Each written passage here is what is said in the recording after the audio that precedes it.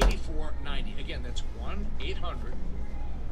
1-800-500-8490. One last time. 1-800-500-8490. Call now. The proceedings of an advertisement by Purity Products. These statements have not been evaluated by the Food and Drug Administration. This product is not intended to diagnose, treat, cure, or prevent any disease. The talk of Chicago and the voice of the nation is 1690 WVON, Berwyn, Chicago. Following this morning's global markets downward. These are world markets down hard. 6 or 7 Asian markets are now in what we call a correction, down 10% from the recent high. Europe opened sharply lower here, and now you've got U.S. futures down harder earlier. 6 days in a row now for the Dow Jones Industrial Average. The California patient who tested positive for the coronavirus days after being hospitalized is described in serious condition this morning. It remains a mystery how she picked up COVID-19 and whom she may have infected. Stephanie Elam reports from Sacramento County. She was there in her community for a number of days before going to a hospital there. Well, all of the people who work at the hospital who came in contact with her, the hospital has tracked down. They're saying it's dozens of people, but less than 100 people that they are now monitoring of some sort. Areas around the Great Lakes are still digging out from yesterday's foot of new snow, as meteorologist Eric Van Dam tells us it might not be over yet. There's more snow to come thanks to the direction of the wind, the fetch over the water, and the amount of moisture available here. We do have the potential for an additional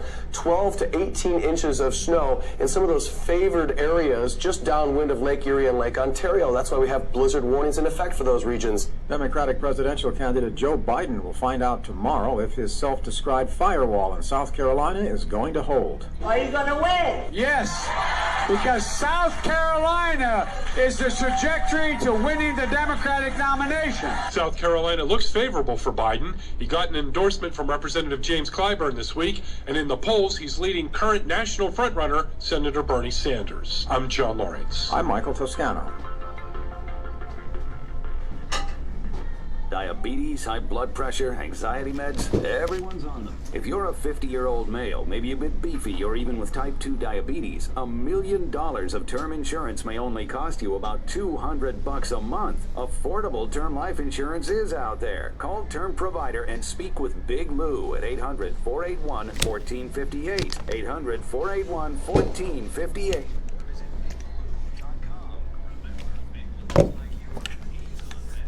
What up, y'all?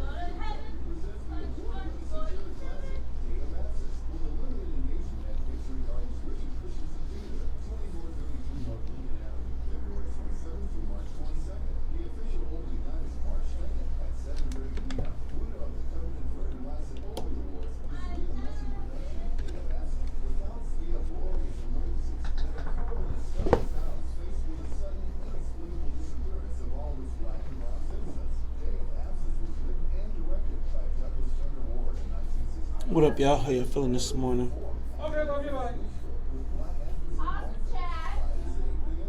Y'all waking up late? Get up. I'm a little tired. Just a little sleepy. I didn't sleep well last night.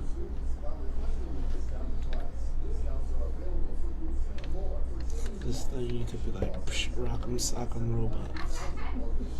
But like, psh, psh. The only thing saving Todd's life right now is my iPad. See, because I could be like, psh. And I'll be like, psh. Then I'll be mad at him for doing the same thing later tonight.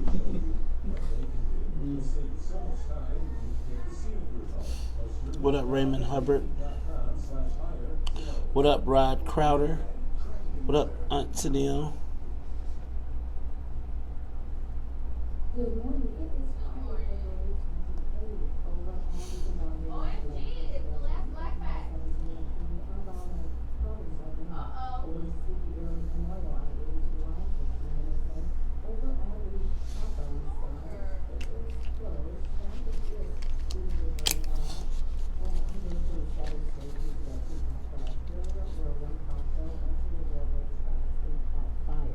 Over on the Bishop Ford, traffic is flowing freely. The Stevenson Tri-State to Lakeshore Drive, 19 minutes in. Over on the Eisenhower Route 390 to the Old Post Office, you're looking at 29 minutes both directions. Kennedy O'Hare to downtown, 21 minutes both directions. And Lakeshore Drive right now, northbound and southbound, no delays. Partly cloudy today with lows in the teens tonight, down to 16. It's currently 18 degrees. That's a look at traffic and weather. I'm Jennifer Thompson on 1690 AM WVON.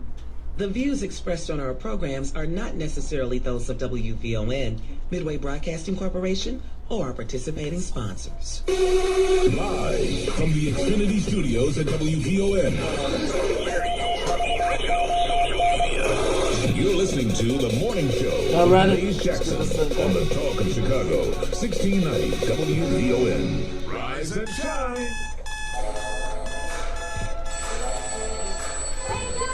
Wake up! Wake up! Wake up! Rise and shine with the WVON Morning Show. Wake up! Wake up! Wake up! Featuring Maze Jackson. Do you understand the words that are coming out of my mouth? The WVON Morning Show. Wake up!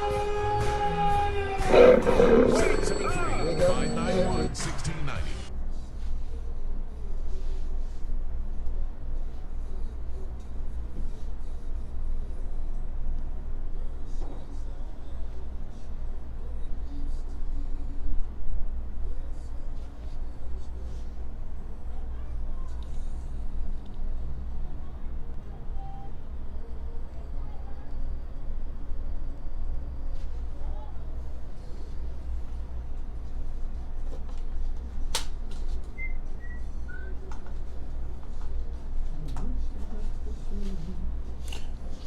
Who's coming now?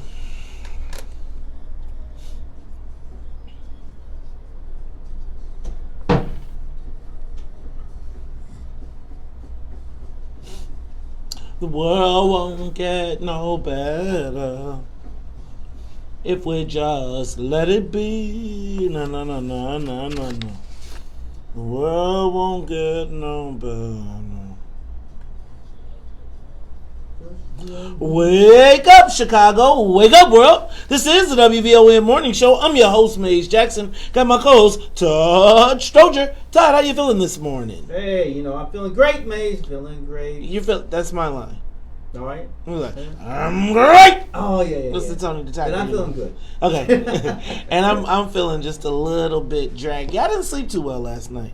Really? I woke up really early, but I got in bed like at 9:30. Oh wow! You know what? But it took me like a half an hour to fall asleep. It was kind of strange. So you know what though? I love those 9. Like when you just say, like I feel obligated to kind of stay up until like I fight to stay in the chair until 11:30. Like I fight. I'm like I'm not going to bed. I'm not going to bed. I'm gonna fall asleep more than likely unless there's something really interesting. Oh yeah, I'm gonna fall asleep too, right? And it's like. I always feel like any conversation that I have with Carrie after 9:45 is either here or there. It's like I might have heard it.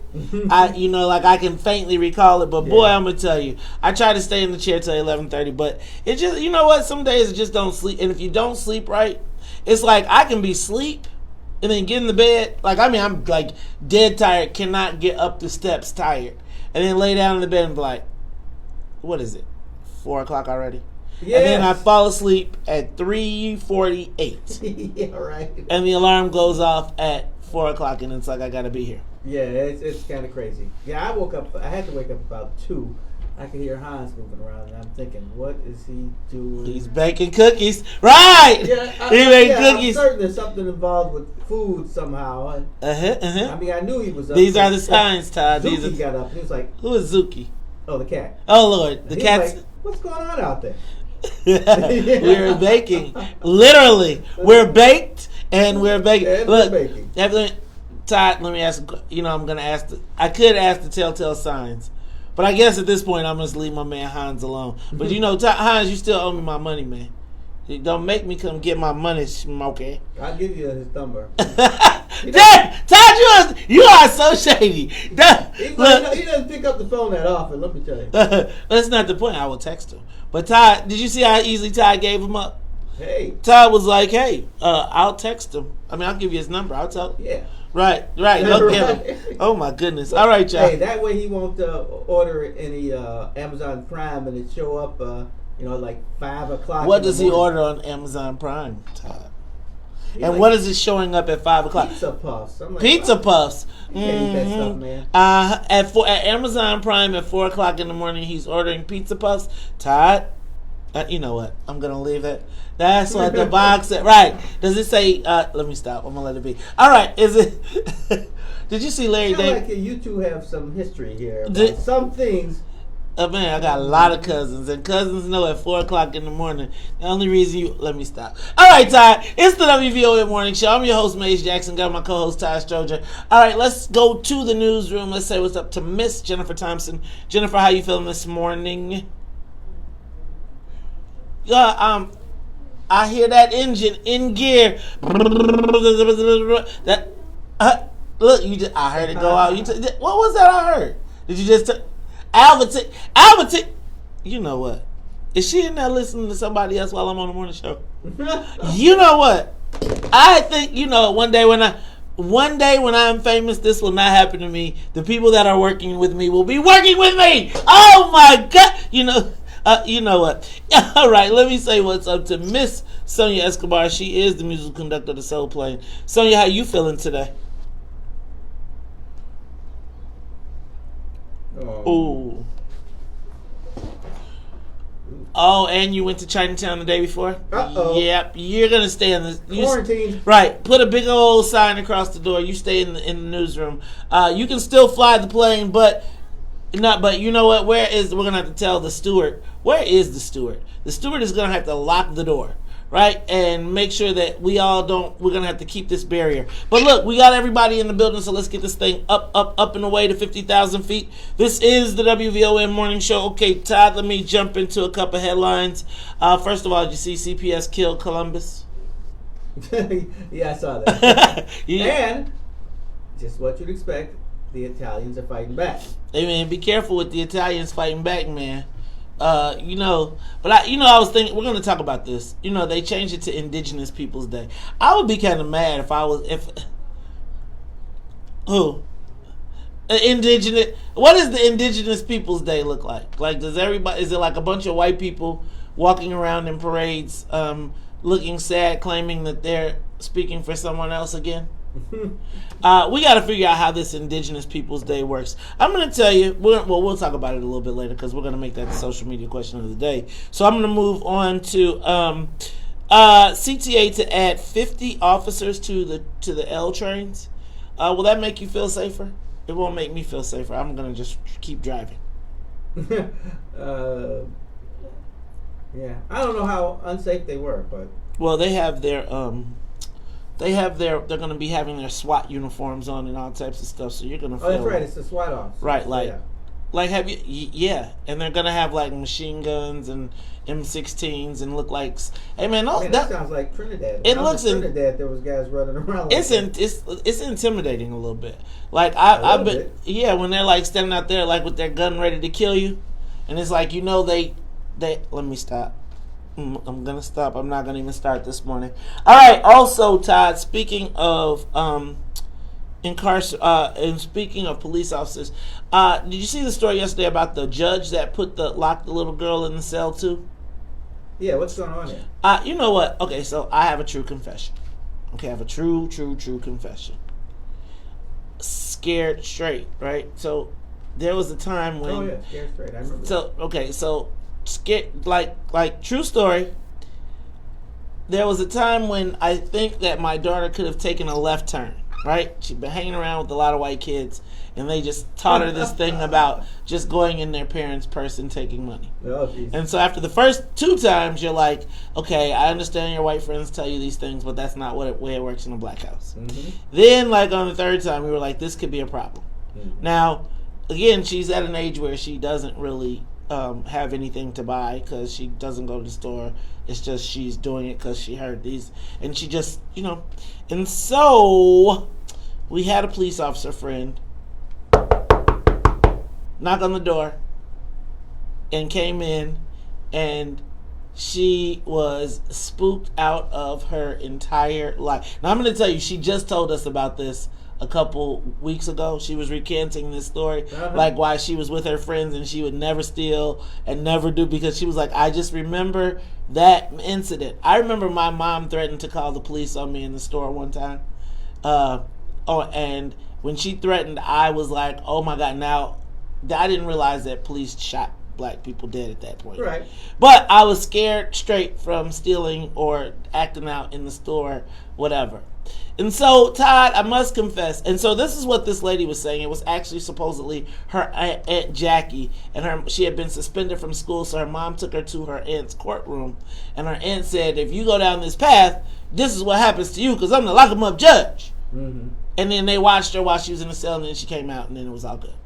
So I am telling you that I want to make sure that we don't just now the guy... I'm fine with that now. Now the guy in Florida... That's a whole different thing. And I got that story wrong. It was a Latino. It wasn't the black officer that put the cuffs on her. So, no. The black guy said, put the cuffs on her. He was like the officer in charge. Oh, okay. See, Reese Mo had me all switched up. All right, look, y'all. It's Talk Chicago 1690. Scared straight. Have you ever scared your kids straight? Yes. Remember I told you Hans, he was like... Tell me about it when we come back. It's Talk Chicago 1690. That's a good one. Like, shit, what can you do? Everybody. Wake up, everybody. No more sleeping in the bed. No more backwards thinking. 'Cause you thinking ahead.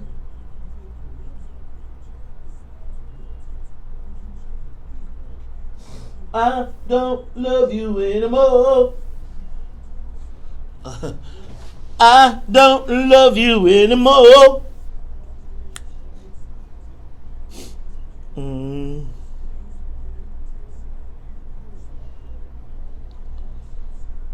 It's so hot in here. All right, did y'all check out Illinois Minotti last night? See? Todd was probably being shady, man. We tried to show him some love, too. Actually, I was like, I ate with my family. We sat around the table, so no, you were like second thing. We didn't get to you. See how Todd be doing. And then after that, I was like, it's late. I'm going to bed. See how Todd be doing this, people, man. I'm telling you. Illinois Minotti last night. See how Todd be doing, people. He don't be tuning in, ruining my ratings. We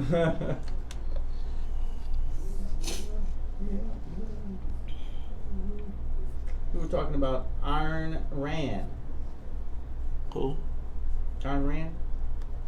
He's some kind of libertarian. He writes books. Hans was.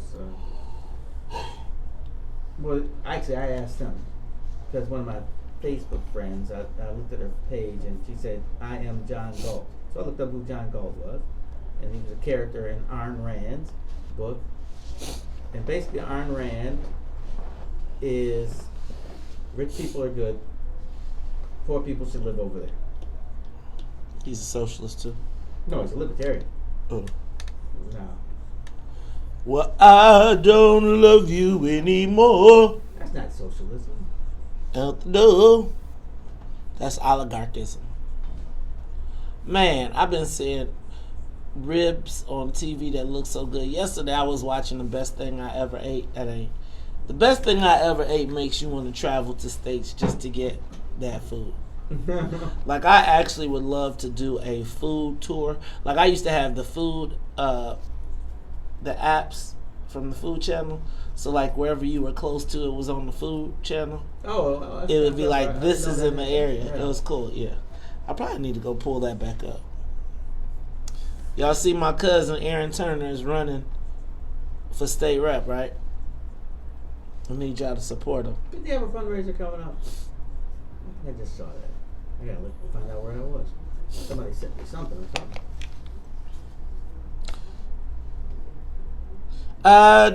Okay, so can I just tell y'all that the Democratic Party should be so embarrassed right now with this whole Madigan thing.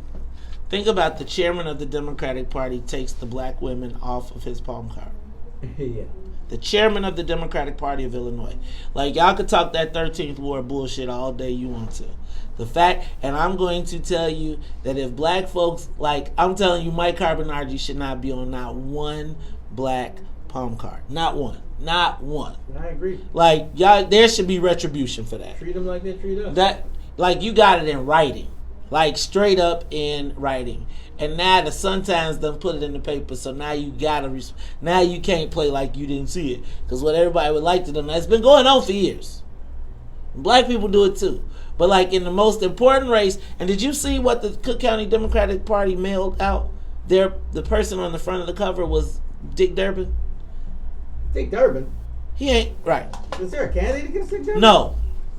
Kim Fox is in the race of her life, and they put Dick Durbin. Kim Fox is just a line on the... I forgot Dick Durbin was even running. It's been so quiet.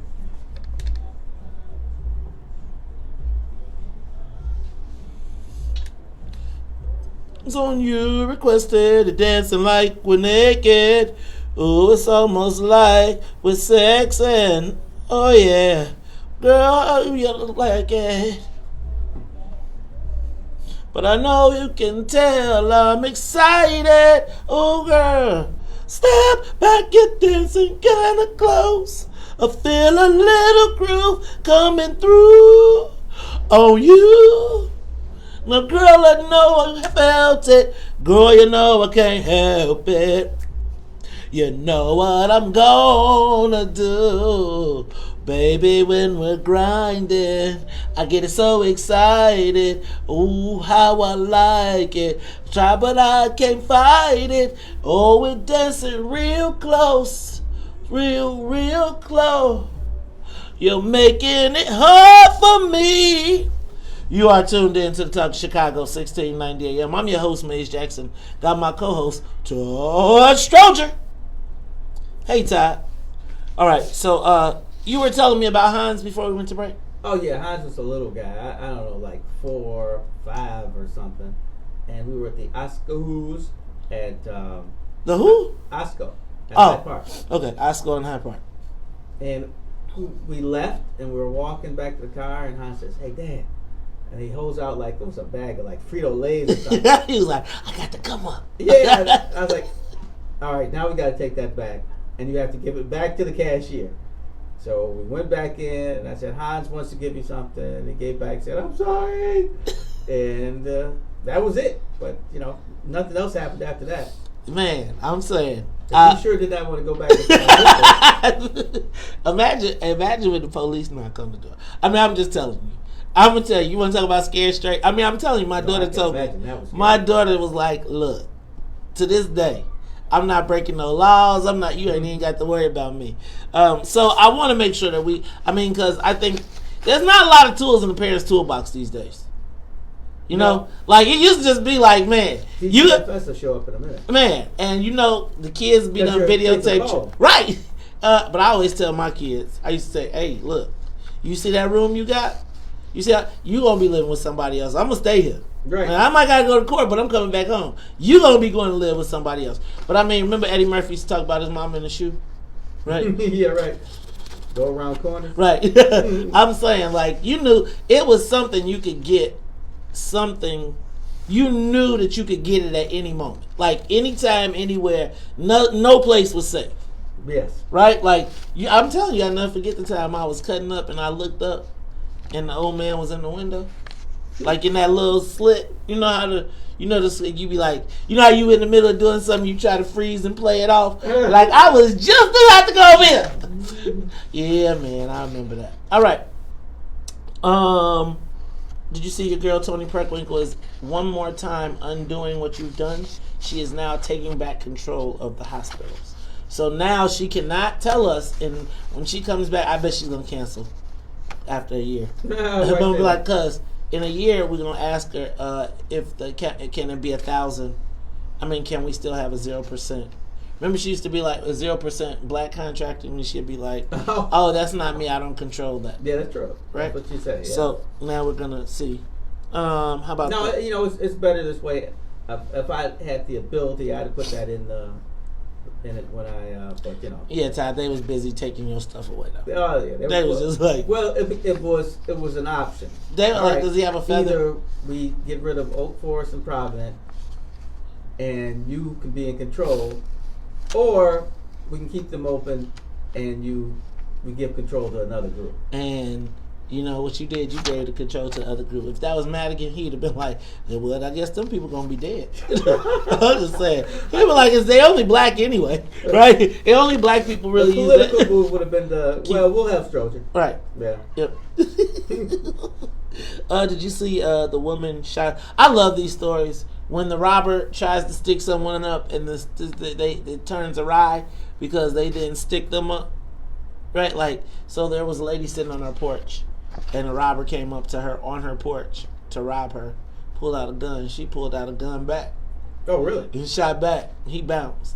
I was like, I like those. But I'm glad that worked out for her. Did you see McDonald? You know what, man? I will never forget when. Remember Oprah? You mean like Oprah Winfrey? Yep. Remember I remember. Remember Harpo Studios? Oh, most definitely. Man, I remember when they built it. I remember you used to go down there and be a line of white women all the time. Yeah. And all the restaurants would be around there and everything. I'd eat at that Peeps restaurant. La Peeps and... La Peeps, which closed right after she left. And then Wishbone.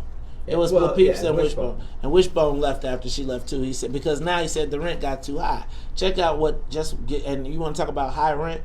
You know what? They're about to sell the old Oprah. Oprah's building became the McDonald's World Headquarters. Oh. They knocked it down. Sterling Bay rebuilt it. They built the building there, and then now they're about to sell it for $450 million. You know what? I picked Claire up at that McDonald's. I didn't even realize. That's the world, man. That's the international. You go in that McDonald's, they got like food from China. Yeah. But don't eat that though. Oh, I mean, I'm sorry. Well, the mayor bill, right? Like, yeah, don't eat the chicken wings from McDonald's in the world chicken wings. All right. Did you see Governor Blagojevich has come up with a way to make money? He is on Cameo. Oh, he's going to do your voiceovers. Yep, Cameo. Well, not voiceovers. It's like a website where people. I'm just gonna say this. Todd tried to talk me out of doing it, and all the big celebrities are doing it. Like, you get $150. They call you and tell you what you want to say, and you say, "Hey, happy birthday, Maze," or "Happy birthday, Todd," from Maze said, and then they pay you $150 to do it. Oh, wow! And he already got like 10 people. Right? I mean, that's a nice little. I'm gonna tell you, man. Being semi-famous is an interesting thing. I went to the Odyssey for something, you know, the golf course. And while I'm going, there is like a wedding going on, and they're taking pictures. You know, the groom and the bride says, "Hey, you're Todd Stroger. Come get in the pictures." That's exactly what happened. I mean, because you want to say, because then you want to be able to say such and such stop by. I mean, that's like everybody wants that, like the line, like I had the county board president step by, and even if you're popular, so strange myself. That's because Todd, you're just black squares. That would be your gang. The Black Squares. Hey, y'all, Todd is the chief of the Black Squares. I like that name, though. I really do. Todd's gang is the Black Squares. I like it, too. That's going to be like, Todd's fan. Like, we're going to get you some T-shirts, Black Squares, and then that's, like, your fans or your So, it'll be a whole black shirt, and does it say Black Squares or something? And it'll have a black square on it. Oh, okay. Black on black. See, you don't know. That's All right. Did you see Joe Barrios got fined $168,000 for excessive campaign contributions? Jesus, that's a lot of money. Right, but just think about how much he does, his campaign. Not really. But the people who gave him the money, because he's just going to take the money, the excessive campaigns that he got, campaign contributions, use that. And then I think it's not bad if you made like $1 million and they tell you got to pay $168 on it. That works out pretty good. And then did you see the Baltimore? Check this out. The Baltimore mayor got 3 years for selling books. Is that pretty like slavery-like-ish? So she sold books and it went in their campaign fund? Is that how it worked? It basically was like, I need you, hello, University of Maryland, I need you to buy 10 million of these books. And some went, right. Look, y'all, we got to talk about it all when we come back after traffic news and the weather.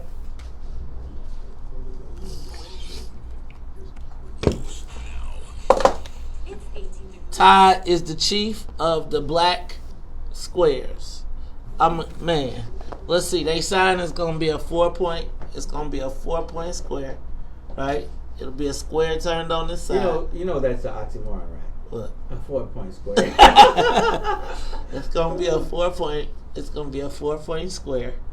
I may not know big words, but I catch that 4-point square thing. What? So we'll put a 4-point square. We'll put a 4-point star inside of a 4-point square. Oh my goodness. So that's what it'll be. It'll be like this with a 4-point star. Because you Chicago, you gotta have a star, right? Let's see. He won't have any pitchforks. He won't have any canes. No staffs. Let me see. Let me think. Well, he can't have. What else would he have? What else would be his sounds? Like we could put some glasses, right? Like we can make a pair of glasses. Yeah, you can take back the Star of David, and I'll take the glasses. I didn't give you a Star of David. Is that Star of Solomon? No, I said a 4-point star. What's that? Yeah, as he's looking with stuff over here with the Confederate flag on his website, They're getting rid of it. I'd be worried about him. You never know. You never know. So is this another one of those? No. This is specifically a legitimate thing that's in the news that's topical to talk about. For 15 minutes? For 10 minutes. Yeah. Okay, so what Is there a UFO involved? Just make sure she's prepared to run with it. Yeah. We have to record this. I don't want to. I know. Did you find out how to say her name? Yeah, it's Z Scott.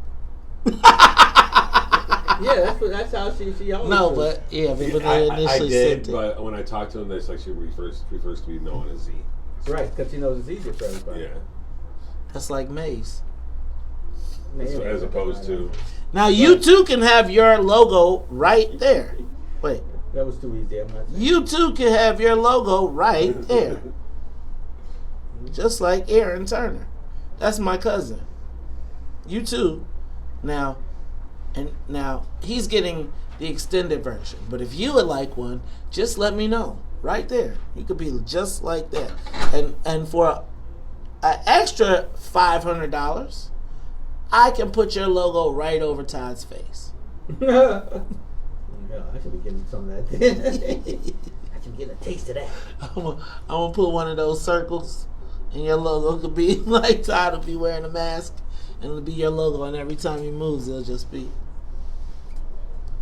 See, Chinatown carjacking. You better keep that. You can keep that car, dog. They be like, he's like, oh no.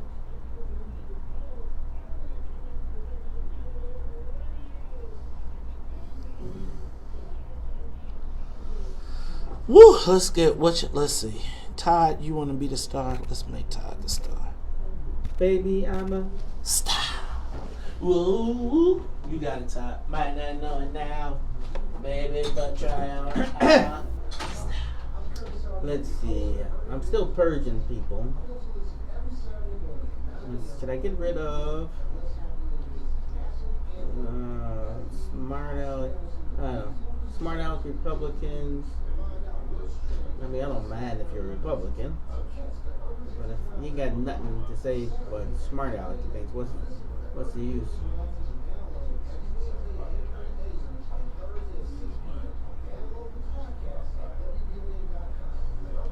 Man, I wanted to tell Nate something. It's funny how you know you wanted to say something today, but you can't remember what it was.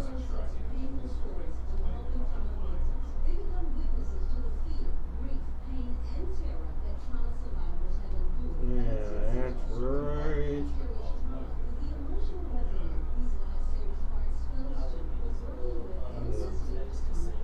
Yeah, maybe I will. I'll see who.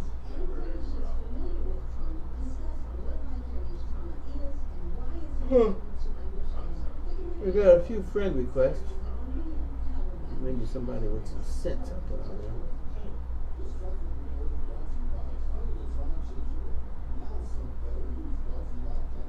When I was in Springfield, a rep, there was a bill to get rid of Columbus Day as a holiday. And the guy, Mike Rotello, who was from Rockford, he voted to get rid of the holiday. He was in one of those swing districts that was like, 55, 45. He voted to get rid of Columbus Day. Woo!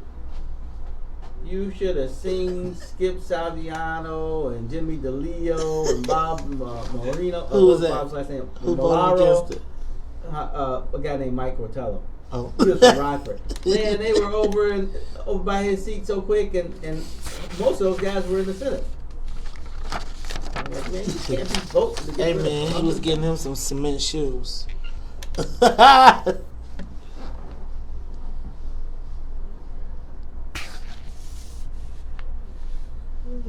Baby, I'm done.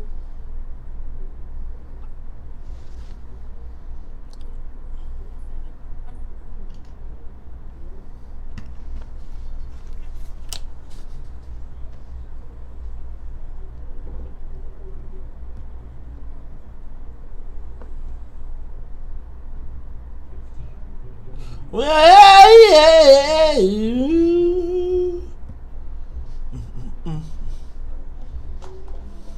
I can feel it when you walk, even when you talk. It takes over me. It's so dandy. To connect with you on Cameo. If you want a birthday greeting, an anniversary greeting, motivation, or any other kind of shout out, I can't wait to hear from you. Hi, this is former Illinois Governor Rod Blagojevich. When I need my political fix, I listen to the WVON Morning Show with Mays Jackson and Todd Stroger. It's effing golden. Oh! Look, Ralph Swade. Stuff is starting now. It's the starting now. The stuff is starting now. Ooh! My eyes roll in my head. I toss and turn in my bed. In the morning when I think about you. Yes, I do. You're the reason why. Even though I'm real shy. Of you. Indeed I do. Oh. Well, fuck me. Fascinate me. What you do. Sweet. You are tuned in to the Talk of Chicago, 1690 AM. I'm your host, Mays Jackson.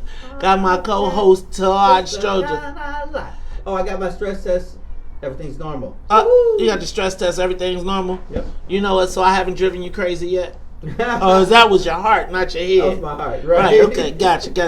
Yeah, my all right. may be cracked, I'm not sure. All right, this is the WVON Morning Show. I'm your host, Mays Jackson. Got my co-host, Todd Stroger. Todd, I cannot wait until 7 o'clock. Now, I need for everybody to get ready to get your phone numbers together. Get your phones. Okay, so I got the social media question of the day. So I want you to write this phone number down, 312-374-8130. 374-8130.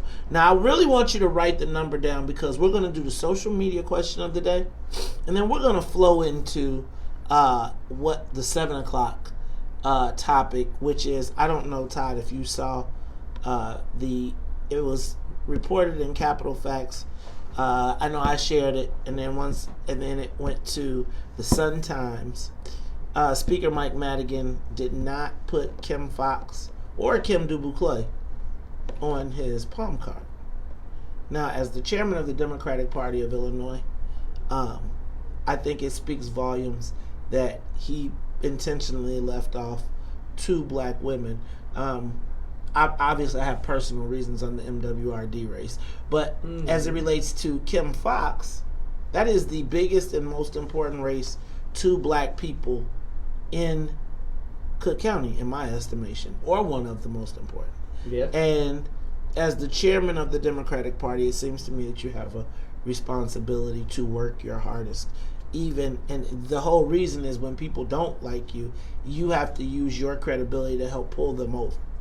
And I think it speaks volumes. But I think that I am concerned that the black elected officials will not have the chutzpah to respond properly. But I think that the black community needs to really pay attention. So I'm going to break that down deeply. And Todd, I'm sure you can get some insight on how that goes. But I want to make sure you've got the number because we're going to talk about it. But I want to go here right now. Todd, I don't know if you saw yesterday, CPS killed Columbus Day. I mean, shot it dead. Boom, bang. No more Columbus Day in CPS. It is now called Indigenous Peoples Day. What an interesting title. To which at least 2 aldermen responded. Alderman Nick Spazzato. I like Nick Spazzato. You know why I like Nick Spazzato? Because he is straight Archie Bunker. He don't even try to play it off. He be like, Maze, how you doing? The dang on activist. He reminds me a bit of Steve. Right? Who'd you say? Steve from Hinsdale. Oh, yeah. Right, yeah, right. Straight, he ain't apologizing for who he is. If he could be back, and he was like, why can't we he literally said it, why can't we take the things back to the way they were? I may have said this to you before. I say that a lot to you. But I watched a part of Archie Bunker once. He was locked in the basement with Meathead, and they were drunk. I think he was actually locked up in maybe that bar. The bar? Yeah. And they both was this before or drunk. after he had the girl? Oh, no. Yeah, right, because now he threw me off. No, so he starts talking about how he grew up, and he talks about how his father was, heavy-handed, quiet, and he always used the N-word, and it was just a normal thing, and that was their life. And hey, I think there's still a whole bunch of people who grew up in that same household. You know what? It's funny. I 100% remember that episode. Jeez. I remember the episode just because it was it almost humanized it. I'm not trying to say, but I know what you mean. Yeah. But it made you understand, man, I grew up and I was always taught that black people, I'm sure that probably I have to work very hard to make sure that my kids don't grow up calling people names. Because, I'm pretty colorful, but I'm colorful about everybody. But I do think that there's something to it, Todd, that whole thing. So I guess my question becomes, was it wrong for CPS to cancel Columbus Day? Now to me, Christopher Columbus, I think we now know that Christopher Columbus did not discover America, right? No, he was the 6th person who even came by here. Right. And it's kind of hard to discover something that's... He discovered, that where people was living, growing, and, right. You had to kill the people to start the history. So let us understand that most of the great, most of the people, they say history is written by the victors. That's right. Right? And so I think for years and years and years, we have thought of Christopher Columbus. We were always taught that Christopher Columbus discovered America. I really think there was a point in which we knew he didn't, and everybody just said, let the Italians have their day.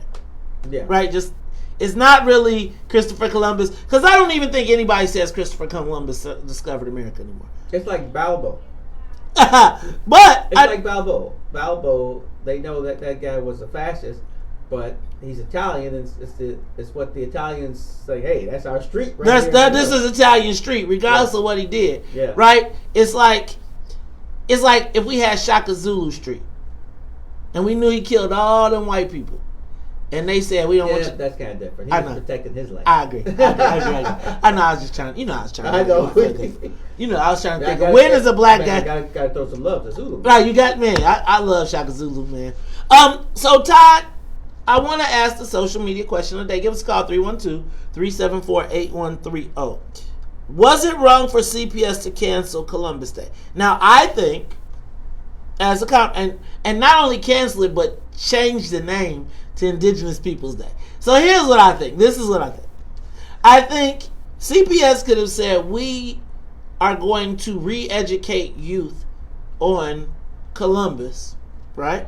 On Christopher Columbus. We're going to keep the day in honor of the Italian community, and then we're going to give a day for the Native Americans. But I think by just saying, we switching your day up, right? It's kind of like you just basically said, yo.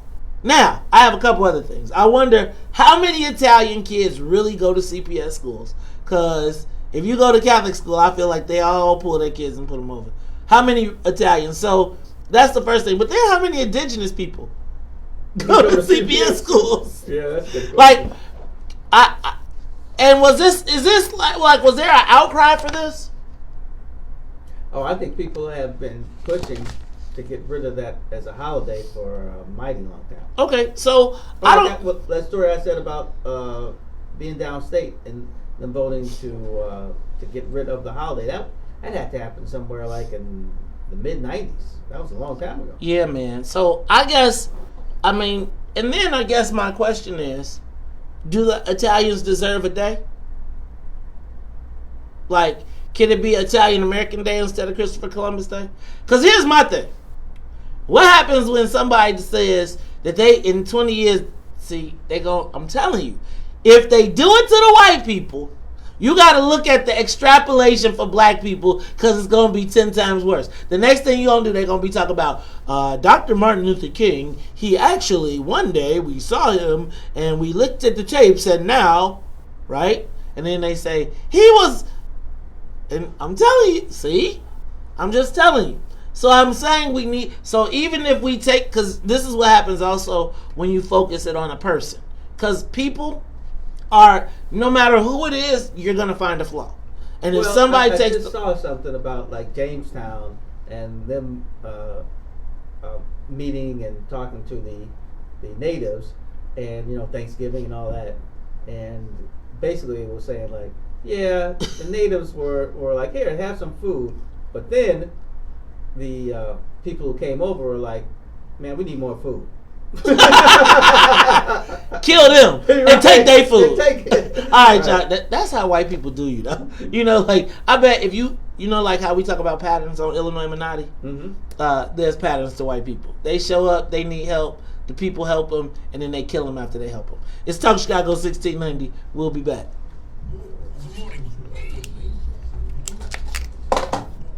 Now, Tammy, what do you mean, why do we care? Because the alderman said he was about to go to war with CPS. And now I want to know how many Italians actually go to CPS. Probably not a lot. Oh, and look at Desmond said he was a Spaniard. No, I thought Christopher Columbus was an Italian who couldn't get any more money from the Italians. And so he went to Spain, who gave him 3 ships, the Nina, the Pina, and the Santa Maria. Yeah. And then he went, but he was like a bust out in Italy. Right. And he was like a bum. I don't know if he was a bust out, but he got his funded from, like, say, Spain, so. But that doesn't mean he was Spanish. And he was looking for a shorter route to India. And so, just like white people do, instead of admitting their failure, they just rewrite history. And he said, these are not the Indians. You did?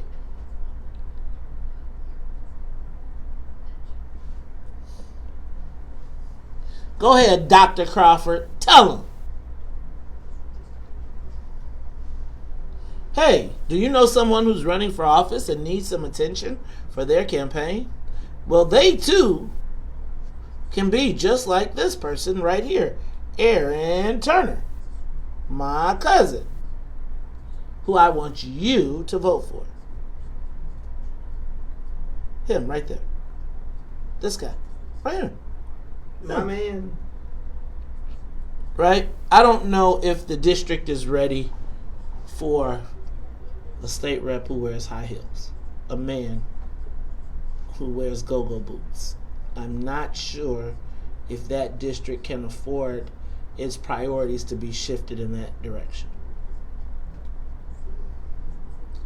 Todd, you looked up and then you refrained from speaking. What happened? Oh, I was typing something. I was thinking. I looked up to actually think. And after I thought, I was typing. Even though I did hear what you said, I just remembered. But I'm still not going to speak on it. You're not going to speak on it. No. I just think that the challenge for black elected officials when they become when they are also LGBTQ is that their mission becomes compromised, and because the LGBTQ community is such a strong presence and a strong lobby, it's very easy to push them into the other box, and then you find yourself giving $15 million to a district that needs help, and the money is going to a white North Shore agency who will be sent there to use the money to clear out the land for the black HIV patients. Okay, I'm through.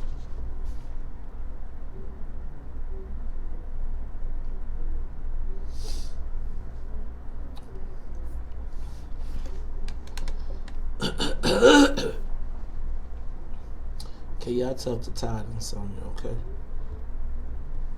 The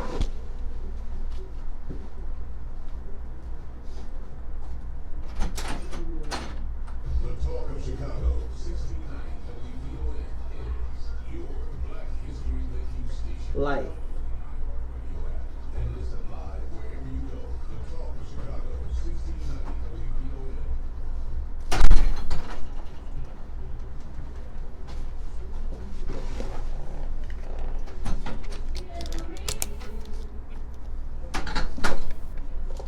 We're black.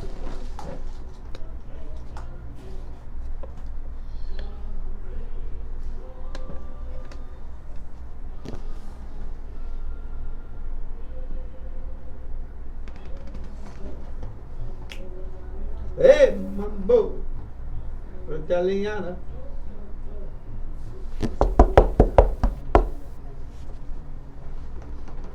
Mambo.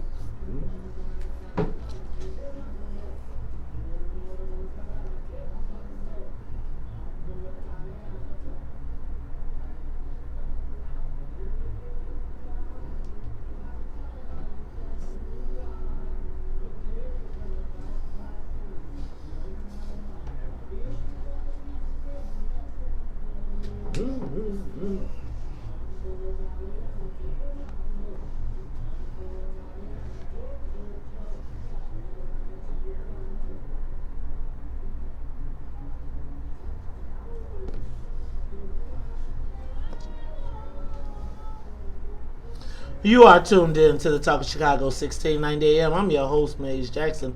Got my co-host, Tadio Stroger, over there doing the Mambio. You know, that was Dean Martini. Dean Martini. But all the Italian singers, I think, did a version of this. Of Mambo. I never heard this before. Yeah. Rosemary Clooney, Perry Como. They all did one of these. Hey Mambo, Jumbo, hey Mambo. Well, I'm gonna ask you, Todd. Do you think they were wrong for canceling the Christopher Columbus holiday in CPS? I feel like the Italians was all upset because I don't think they really care about Christopher Columbus so much as it's their day. It's like everybody wants their day. I agree. And I ain't tripping because, you know, Christopher Columbus kept slaves. He was killing, raping, robbing, pillaging. He did all the bad. He was a nasty guy. All of those explorers, though, were nasty guys. All the gangster stuff. They was like nasty guys in the name of the Lord. Did you ever see the missionary kit? Like the missionary kit that they gave the explorers, and it was like a Bible, a gun, a cross, some alcohol, right? So they was like, it's like either y'all gonna get drunk and love Jesus, or we gonna kill y'all. I've never heard that before. Oh yeah, man! Somebody posted it. You gotta stay off them Facebook pages, man. I don't know if it was Brian's Facebook page. It might not have been Brian's because he didn't curse right nobody up his out. alley, but He didn't curse nobody out, you know. But I'm saying, all right. So give us a call 312-374-8130. Todd, let me ask you a question. But I think and I guess my question is, do the Italians deserve a day? And does everybody deserve a day? Like, I feel like this, real talk. You can have one cultural day. Right? Like, you can have one. Like, if you are Indonesian, right? And it's Indonesian Founders Day, you can take it off. But Well, you know how it is with the state. There is like a month for just about every group of any size. Right, but they always encroach on ours. All kind of stuff happens. They be like, "Oh, it's Black History Month. Oh, well, check this out. We're gonna make this Asian lamp lighting month. We're gonna do." But I'm saying, like, again, do the Italians deserve a day? Do they have kids in CPS schools? Because I mean, this isn't a citywide policy. It's just at CPS. So is it like... Nah, I'm going to just be honest, Todd. I used to really enjoy Columbus Day. Why? Because it was off? Yeah, because it was like that mystery day that just out of the blue just popped up in the middle of fall and you was off. Now, I don't care what day it is. Columbus Day kind of just rolls off the tongue. But Indigenous Peoples Day? Like, how do you celebrate that? Will there be an Indigenous Peoples Day parade? Or do you think like the Italians are gonna be like, we busting this thing up? Well, there you go. Because there's a Columbus Day parade that happens on what do they do that nowadays? Dearborn, or State Street. One of those. There's a parade that happens. Okay, so there's a parade that happens. Yeah. Matter of fact, I think I remembered last time. Yeah, I'm trying to remember what street that was. I went down Wacker or something. Yeah, they have a parade. They have a parade. Yeah. But I guess my question is, Todd, now that they is it next? Because they whacked Columbus Day in San Francisco, and they made it Indigenous Peoples Day. See, I feel like they should have did this separately, right? They should have said, we're going to make Columbus Day Italian American Heritage Day. Nobody would have complained about that. I think that would have been smart. Right? But when you say I'm taking your joint off the table, I mean, could you imagine if they was like, you know what? We listened to the FBI tapes and we've decided that we are now turning Martin Luther King Jr. Day into LGBT Equality Day. You laughing? You laugh? No, I'm just saying. And the reason would be that because he was for everybody, this makes sense. Yes, they'd be like he represented everybody, and you would feel some kind of way. Now, I'm not comparing. All I'm suggesting is there was a better way to handle this. I think you're right. There definitely was. I mean, I don't know. I'm trying to think of who could you have taken the place. Joe DiMaggio Day. It sounds. No, I'm just saying it sounds Italian. That's what I'm saying. You just say Italian. Because I'm just saying. Let me just tell y'all something. Okay. I'm just gonna tell you. If they can take Christopher Columbus Day, because that is one of the whitest of the white days. Think about this. The response in Illinois to Martin Luther King Jr. having a holiday was the Polish was like, we're going to have Casimir Pulaski Day. See how they think about you? See that balance? So Todd, if you think that they would get rid of Christopher Columbus Day, if you don't think somebody going to had a wise idea to change King Day to LGBT Rainbow Equality Day, okay, you laugh now, cry later. We'll be back after Talking Chicago 1690. I can see that day coming up. I'm telling you. Come Come on, man. And then they would say he was for everybody, and we would have nobody with the chutzpah to push back. Y'all don't be Maestradamus. The Maestradamus. Look, if they can erase holidays and okay.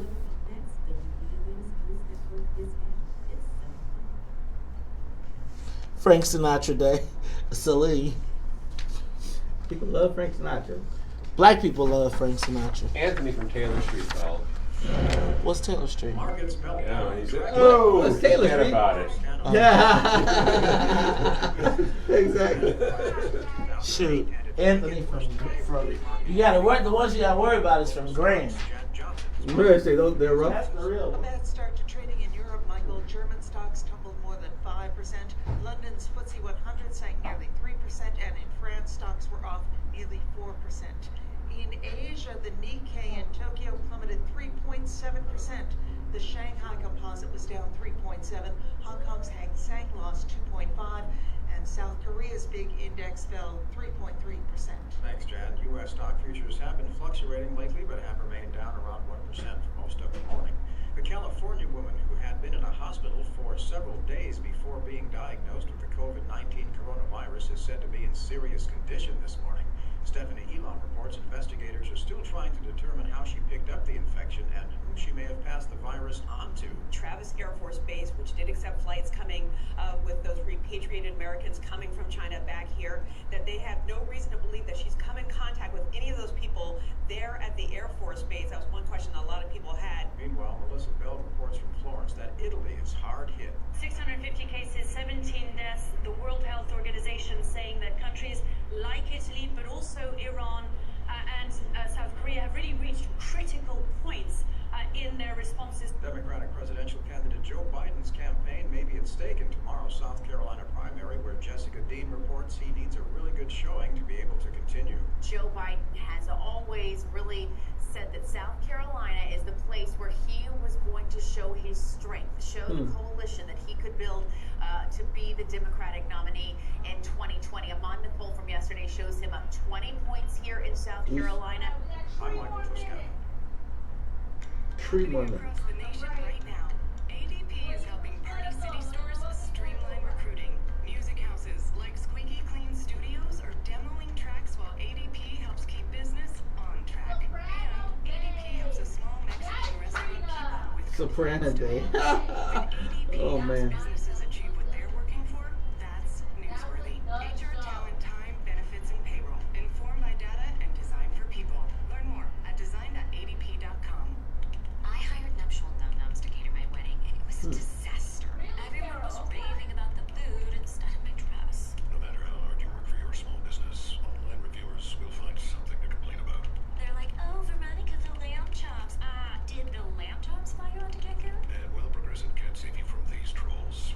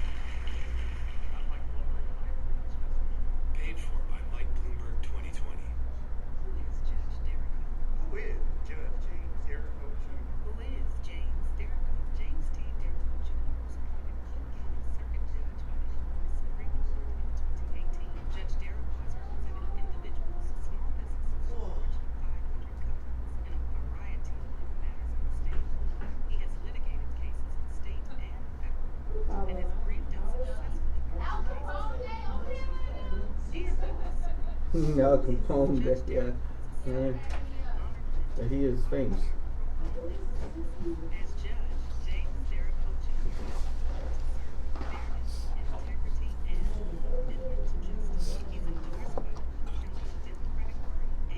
If you know any candidates looking to get exposure in the #1 WVON morning show Facebook Live broadcast, please feel free to let them know.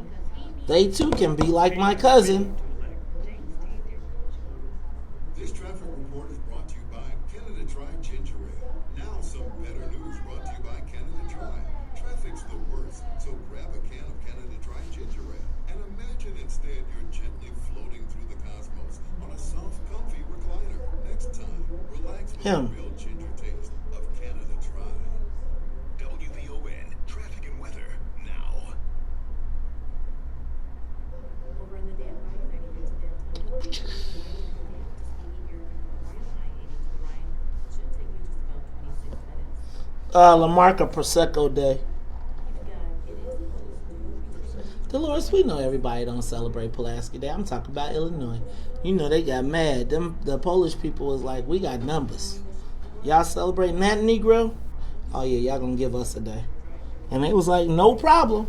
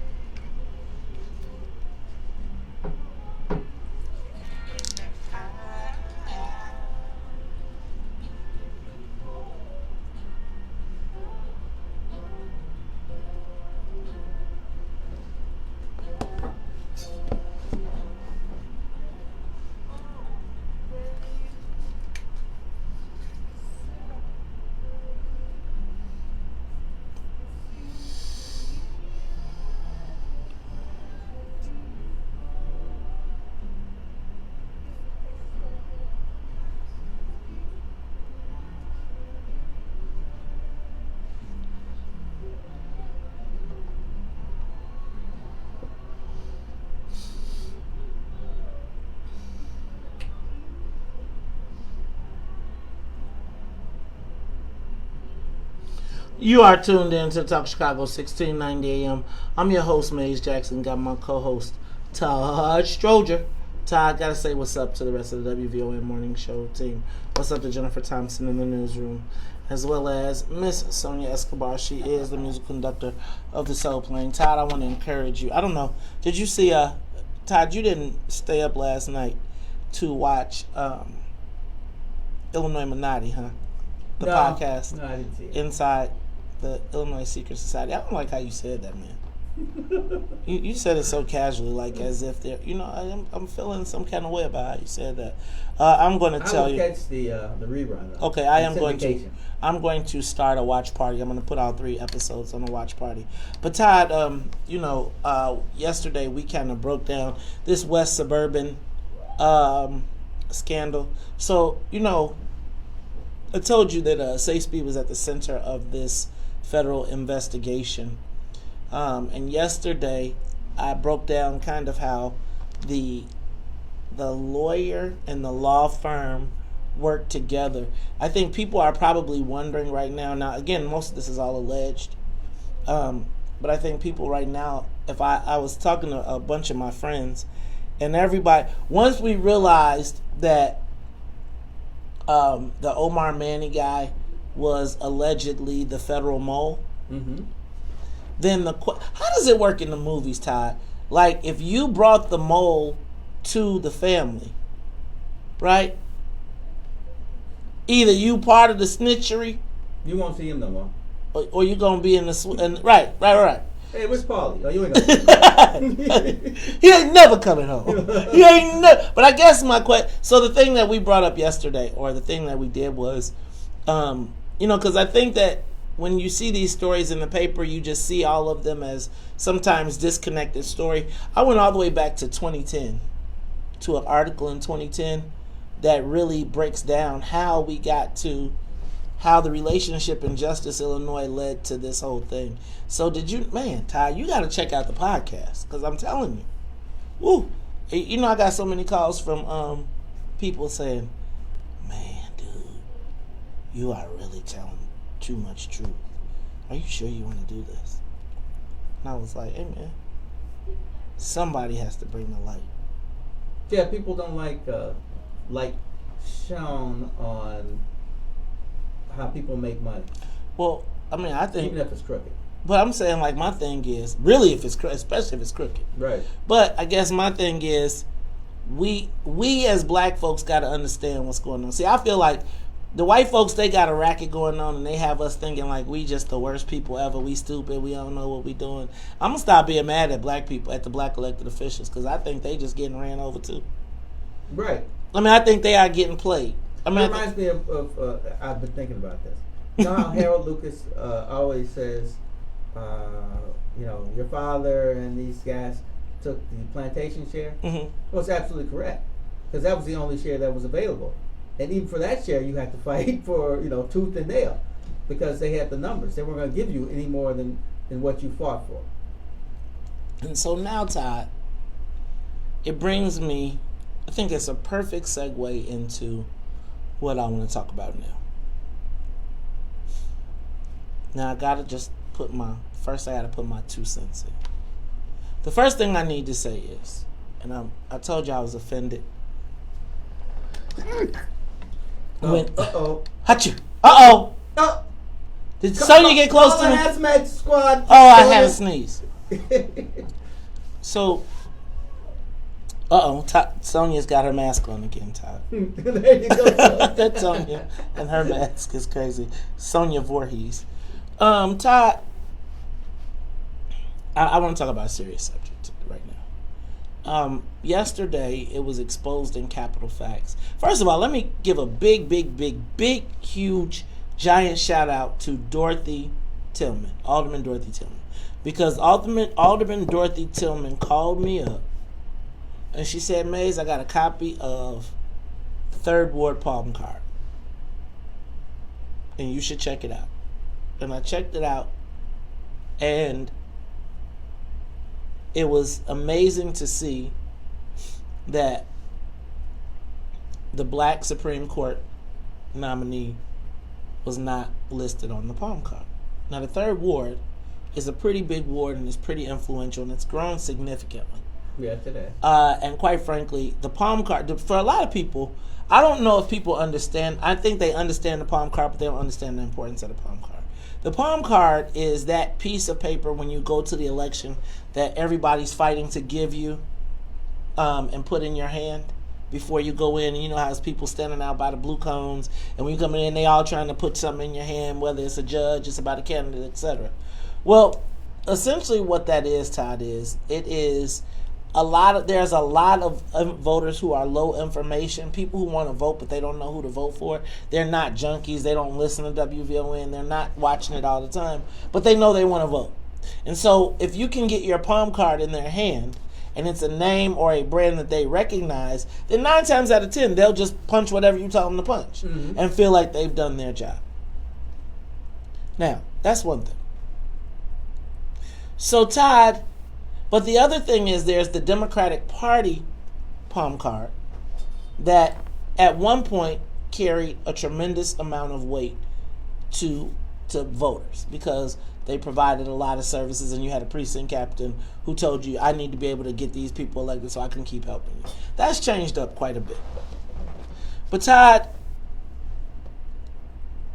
we have known for years that there is trickery that goes on with the palm cards, right? Somebody tells you they're supporting you, and they're saying, "Oh my God," and then you show up on election day and they got somebody else on the palm card. And the palm card, quite frankly, for people like judges, people like MWRD, that palm card, being on that palm card is probably life or death for a lot of people. Yes. Because there's over 6,000 precincts just in Chicago, not including what's in the suburbs. So the benefit of being a Democrat is you rely on the Democratic committeemen to put your brand on their palm cards, and so where everybody else is trying to scramble to figure out how they'll cover those precincts or how they'll get somebody to pass out, you can rely on the existing organization. They put you on their list, and ideally their voters come out, take the list from the person they recognize, and just go down the list. And you, as a member of the Democratic Party,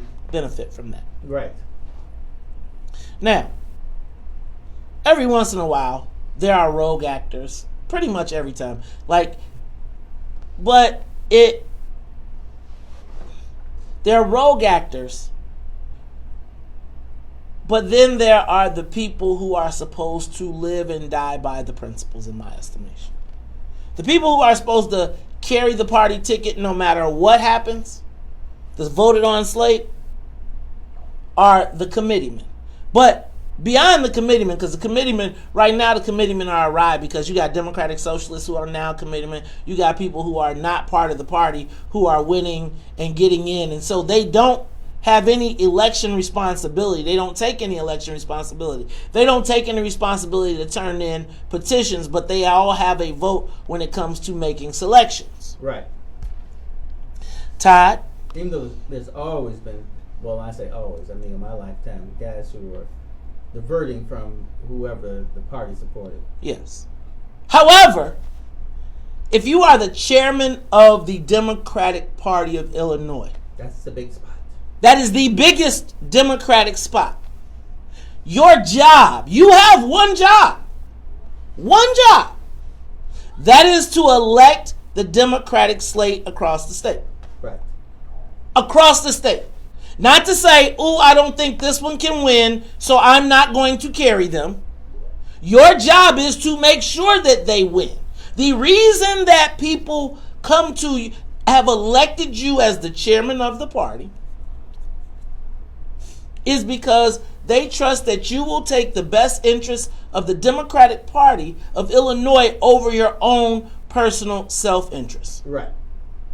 So when the chairman of the Democratic Party of Illinois purposely excludes 2 black women who were slated by his same party, one of them being the Kim Foxx, criminal justice reform has been the bedrock of the whole Democratic movement the last 4 years at least. Mm-hmm.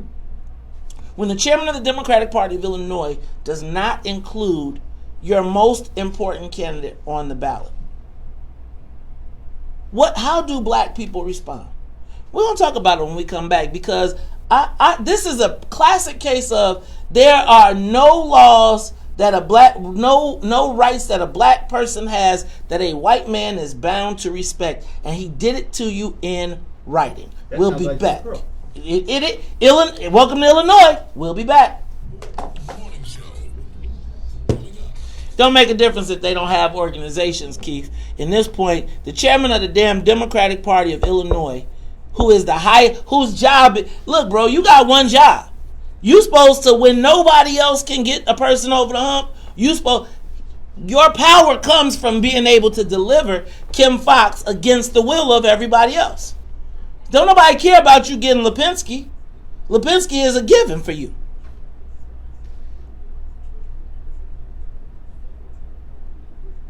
But that's why the Democratic Party nationally does not play in Illinois, because the speaker don't care about nothing but the House.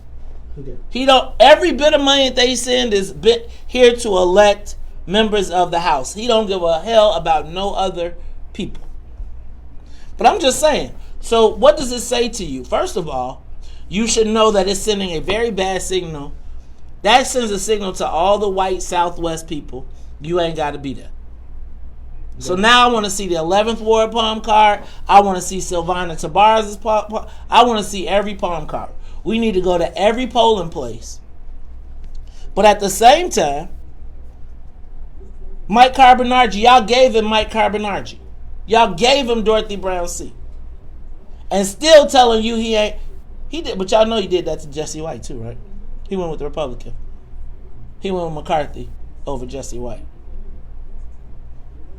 But y'all just keep doing it. Y'all just keep letting the shit go. I'll be back.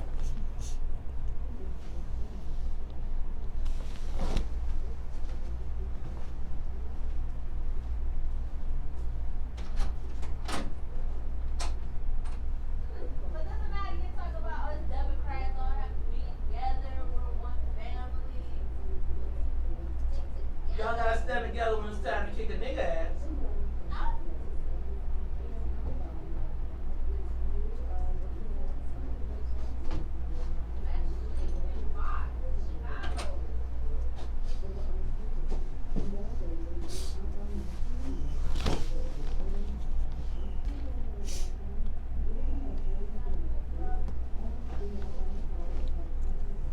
And Tony Preckwinkle won't say nothing. Like, it should be a black press conference. It should be the black committeeman should hold a press conference and be like, if the chairman of the party ain't with the slate, he shouldn't be the chairman of the party. Could you imagine if all the black elected officials was like, we're holding a press conference right now? Y'all scared to do that though. Like, nobody.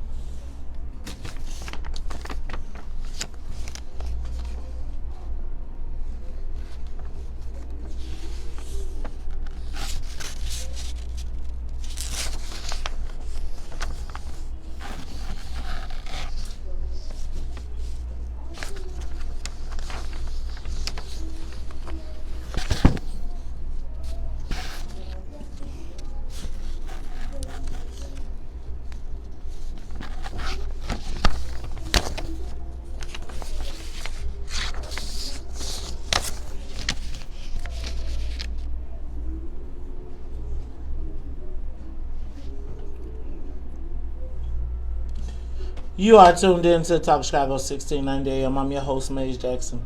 Got my co-host, Todd Stroger. Todd, I was getting a little hyped up there, but I'm trying to bring it on back down. I'm working on my levels, man. I'm working on my levels. You know, it reminds me of when Daryl quit Xavier and he started working at Popeyes. And then, like, he was a great worker. I want to say within a year, he became the manager, one of the managers. Mm-hmm. And when he was just a worker, you know, he'd give you a wing every once in a while next to him. Mm-hmm. Became the manager. He was like, nope, can't do that. Food costs, baby. That's right. I have to have to show everything I do, and I don't want my workers to see me doing something that I shouldn't be doing. I got it, man. I got it. Well, I'm gonna tell you, Todd. I am trying to. I'm trying to contain myself. I mean, I don't know what all we got to do, y'all. I don't know. How many examples do we have to understand that these people do not mean us any good? Todd, remember when they sold us on the legalization of cannabis? Mm-hmm. Remember how all the black legislators was standing up there in Springfield as they was trying to get it done?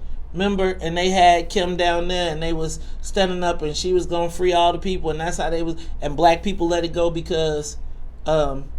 Because Kim Foxx, who everybody loved, was like, okay, she gonna let people be free. Remember how they kind of used Kim Foxx as a human shield for. Exactly. They used Kim Foxx as a human shield in Springfield because they weren't giving us money, so they used her as a human shield to pass the legislation in which they make white people extra rich. Right, and she being, a person of stature in her office, you could say, well, look what she's saying. I'm going to tell you. Todd,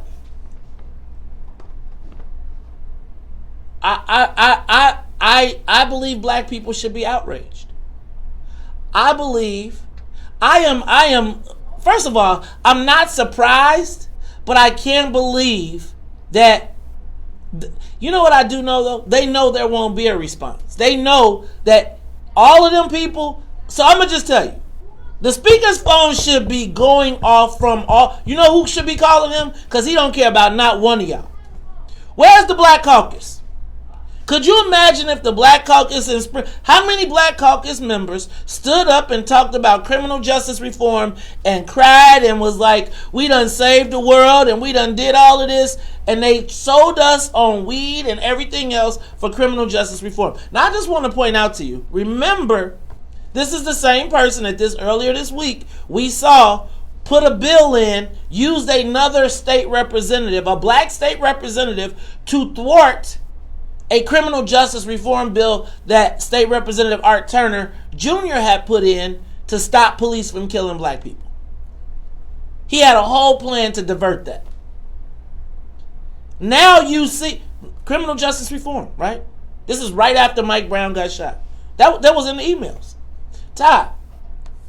Now we look up and we go to the 13th Ward and we see that Kim Foxx and Kimberly DuBouclet, who just happen to be two black women, have been excluded from the speaker's palm card. Now, if there's a palm card that you want to be on, Todd, it's usually the speaker's. Because his district, his people know to vote for who he asked for because he delivers so much for them. Yeah, correct? That's true. So if you have a vaunted political organization, the value of having that resource in your toolbox is because in places that's the same bull crap they used to give us Mike Carbonargi. Remember when they said, "Oh, well, we got to have Mike Carbonargi so that he can help us with Kim Foxx in the black neighborhoods, in the white neighborhoods." Right. Remember they said we can't get people, and so we need you all. Everybody together. And so that's how you make everybody be involved. And then once they get that guy, the the black people are gonna all be. Look, I bet you all the black palm cards got Mike Carbonargi on them.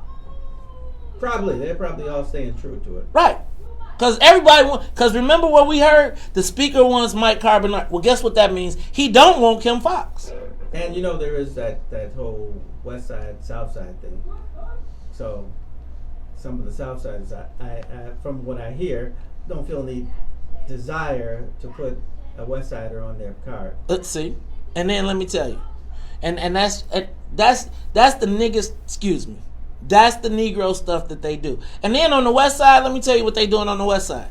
They sparking wars between the powerful black aldermen to keep them fighting so that they can't see, right? So look, they gave, you know what they doing on the West Side? They gave both people guns to kill each other.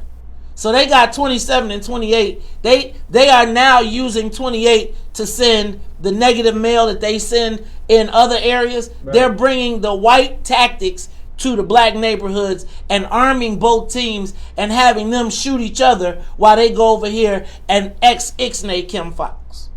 How many times are we going to go for the same thing? I mean, I'm just saying. So when the white boys come to you and say, hey, we got a great mail piece for you, you send it against your own black person. So y'all can never work together for the next 20 years. So talk Chicago. Oh, you know what, Todd? Yeah. That's a black fact. That white people know that they can always put Negroes against each other. But now, Todd, on the last day of the month, the amazing black fact with Todd Stroger.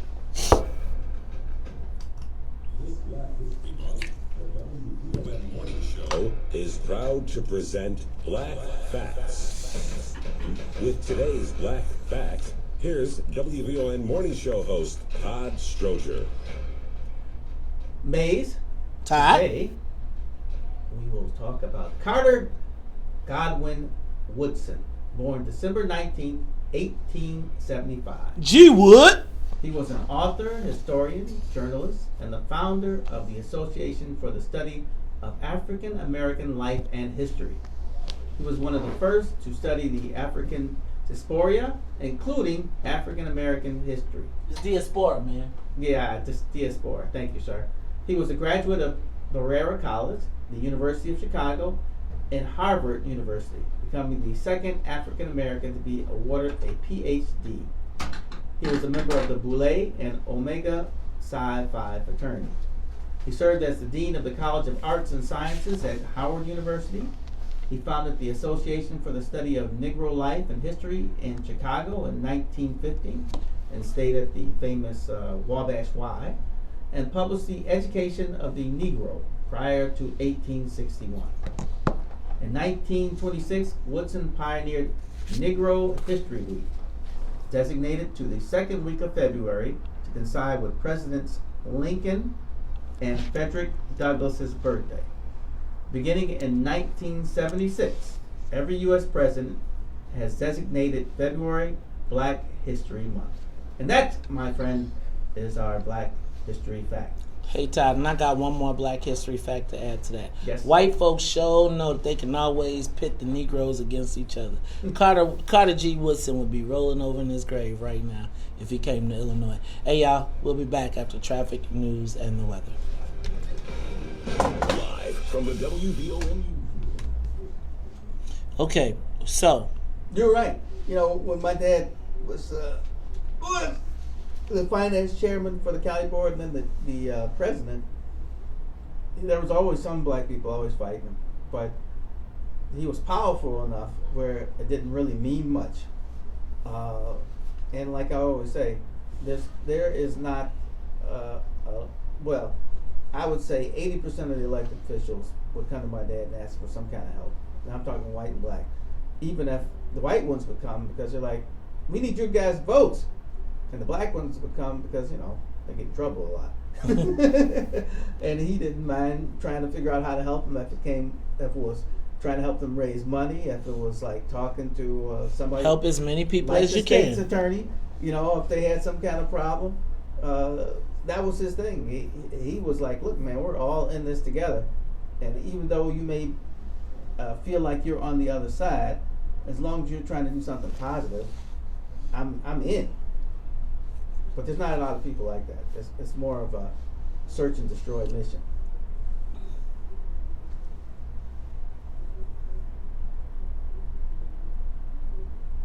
Man, bro. Like, seriously. The black women, Sean, you should organize that. We should have every black female legislator call out everybody, and we should do a palm card check. Like, straight up. And we should publish every palm card. And every palm card that don't have it, we gotta take somebody off. Like right now, Mike Carbonardi should not be on any printed palm cards on election day. Because I can assure you that the speaker's palm card is not the only one Kim Fox is going to be left off of. Oh, no kidding. Yeah.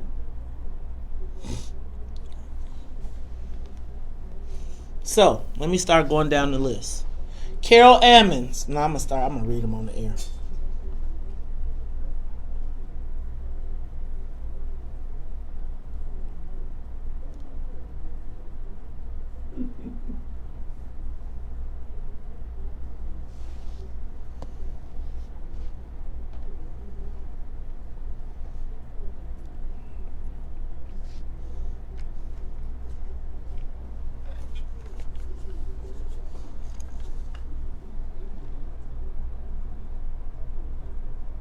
Work of proven independent professionals.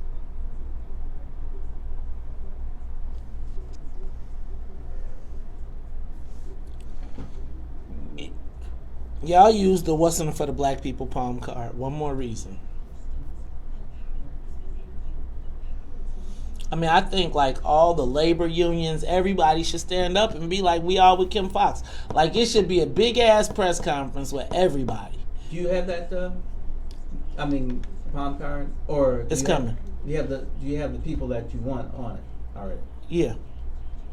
Because I'm gonna do North Beverly. They want you to come too, but I will if you. Oh, March 3rd. Yeah. Yeah, I'll come. Oh, cool. Then you can bring the names. I'm just gonna give it to me.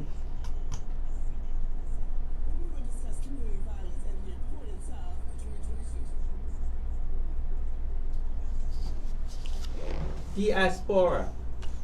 Diaspora. I don't mind being different.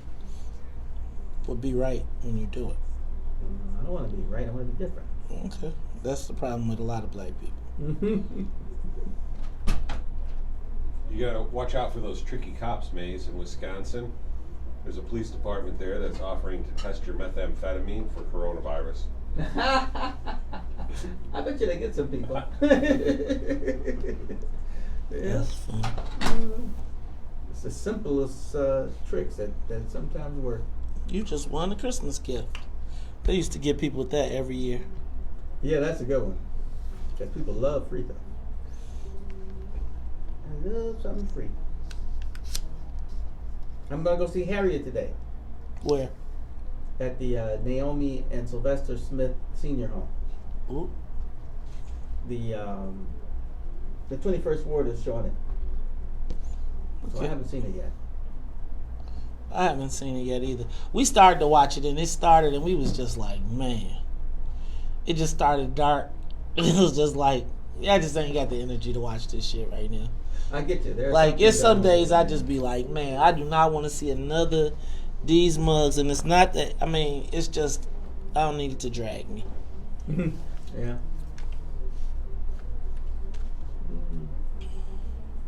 And Preckwinkle won't say nothing either. I think I've said all I have to say. And my bet is he cut a deal with Conway so he could have spots in the state's attorney's office. There is not a Democrat alive who Madigan doesn't try to get some spots out of. Right. If he's with you or not. Oh, no.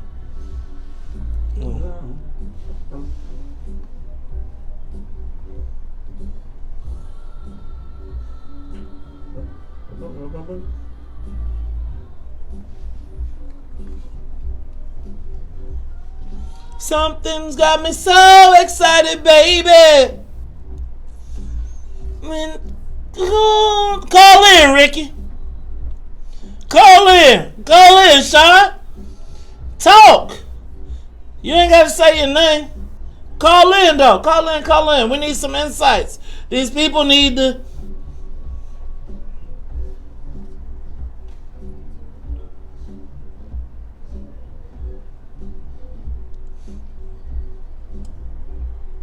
Closer to me, I'm not running.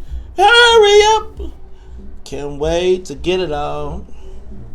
You are tuned in to Talk Chicago, 1690 AM. I'm your host, Maze Jackson. Got my co-host, Todd, Stroger. Todd, hey man. I'm sure that right now what I'm saying is not going to be popular, but I feel compelled to speak on the fact that the chairman, dig this. The chairman of the Democratic Party of Illinois refuses to put Kim Foxx on his own home palm card. Now,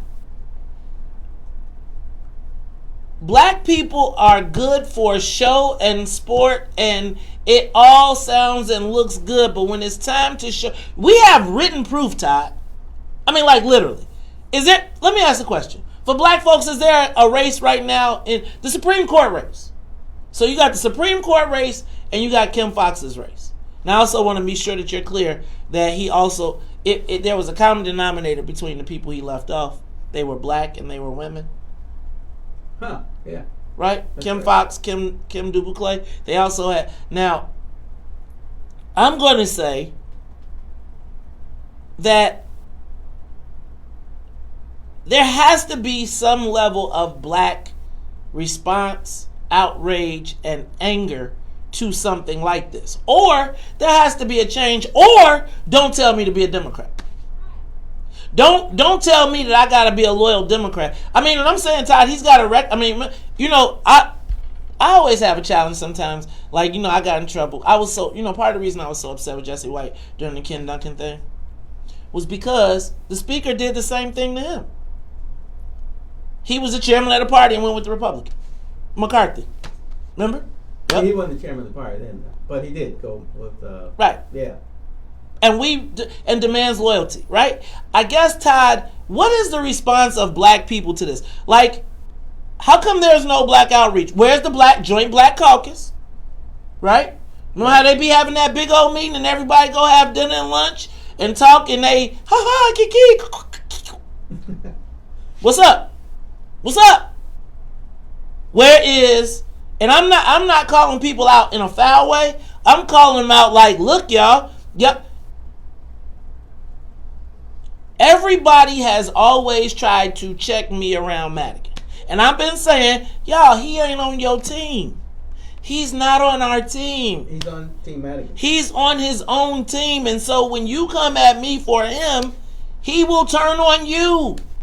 Think about this. Think about how many people, and I'm going to tell you, there have been campaigns that have been told they will avoid me as Maze Jackson because they don't want to offend Madigan. And now I'm just asking, where you at?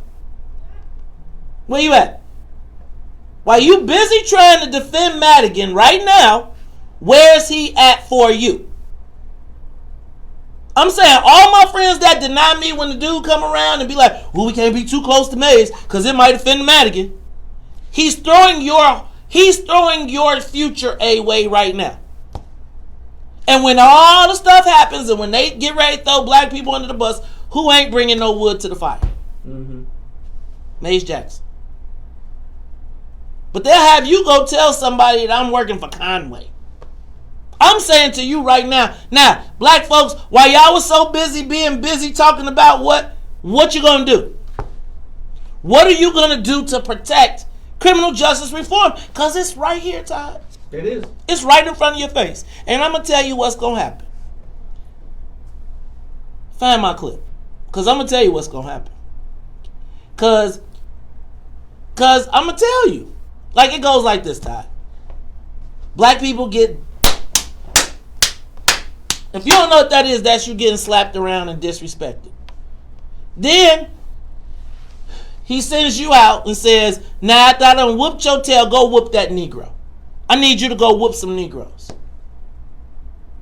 And then, after you go whoop the Negroes, he puts in writing how he still don't give no two craps about you or none one of you. And then I say, what are we going to do? And this comes to mind. Ain't nothing going to happen. Everybody big and black, Ungawa, black power, blah, blah, blah, blah, blah, blah, blah. What y'all going to do? Let me go to the phone line. Sister Zakia, you want to talk Chicago, 1690. Good morning, Mace and Todd. Good morning.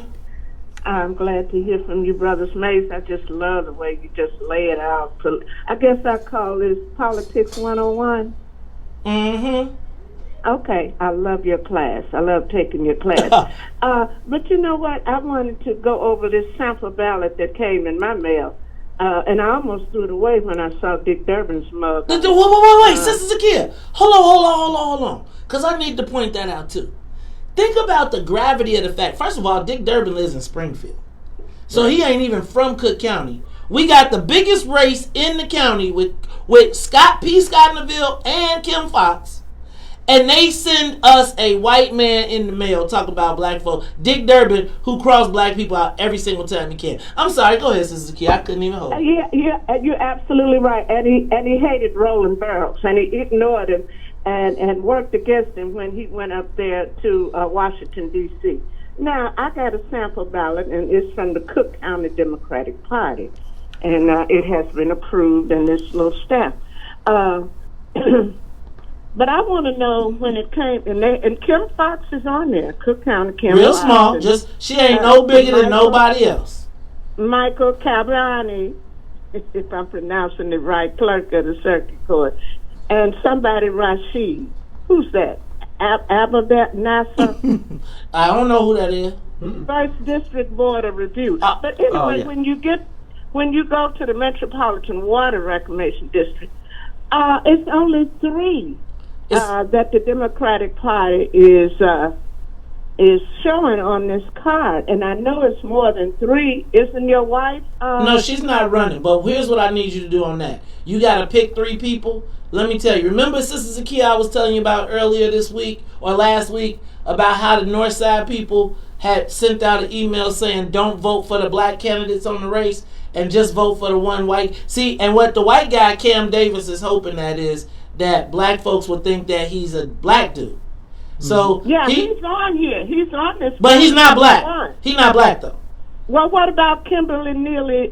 We got to support. Kimberly Neely Dubuclet is the person that all of the white, that Tony Preckwinkle. Remember when I played the tapes and they were saying Durbin and not Tammy Duckworth, and Jan Schakowsky and all them were against Kerry, and they were calling her to tell her to vote for the white lady instead of Kerry? Kimberly Neely Dubuclet is the person who stood by Kerry when all the Democrats told her not to vote for the black woman. Okay, all right. So, well, what about Ira L. Corral Spidovita? Sepulveda? So you know what? Her husband is a member of the Lions Den, Roberto.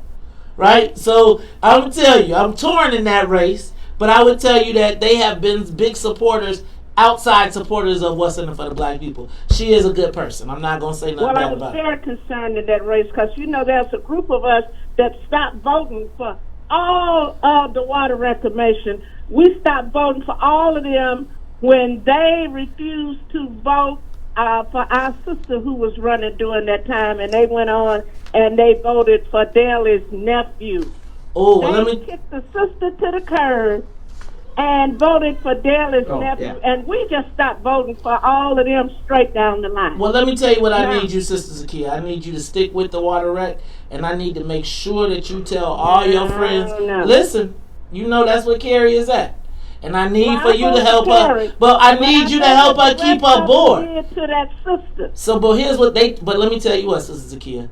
Just how we seeing what's happening to Kim Fox, Kerry as the black president is going through more stuff and they're putting her through all types of stuff that nobody else is going through. So we need those votes so she can keep her board, so she can solidify. Let's not the run only from way that. she can stay president if she has the right people on the board to vote for her to be president. So, right. So she needs Kim.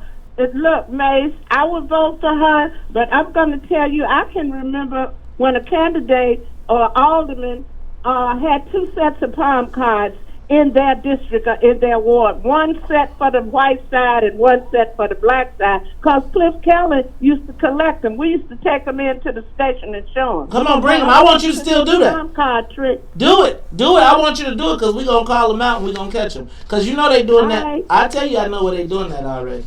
But I'm going to let that go because we got to go to traffic and weather. When we come back, I'm going to take your calls. But I need some suggestions, y'all. Like, how do we teach them a lesson? Because Kim Fox, that's our candidate. And I'm telling you, Todd, I think you said it right. You can guarantee that it's white folks up north doing the same thing. Oh, yeah. So what does that mean, and what deal did they cut? And what does that mean for black people? Let's talk Chicago 1690. More of the morning show with Maze Jackson coming up on the Talk of...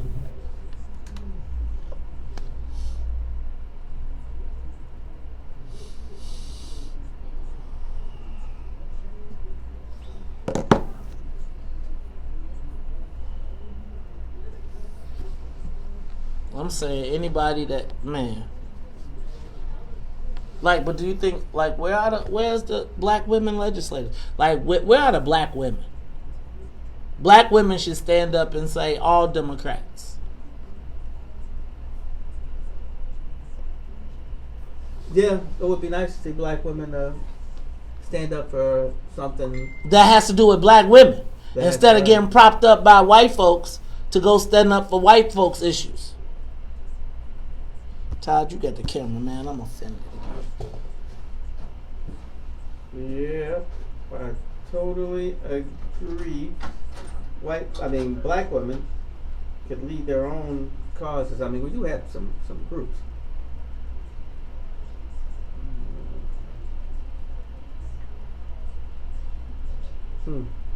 Just think about this. When J.B. Pritzker needed a press conference Let me put this on. Let me get on the camera and say this.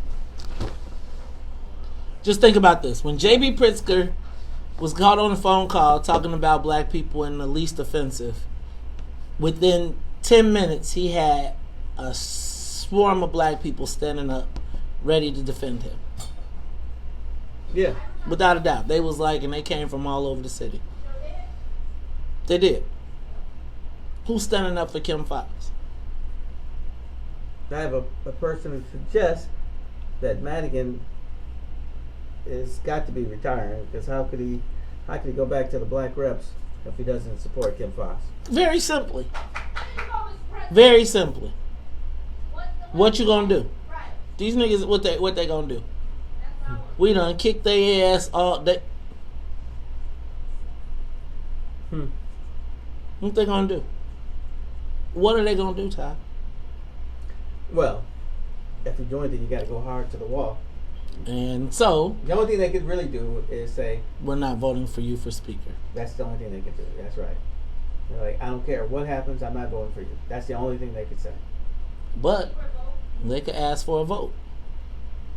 They could ask for a recount. I mean, like, they could just start that up in the news and be like, the black reps are looking for a recount.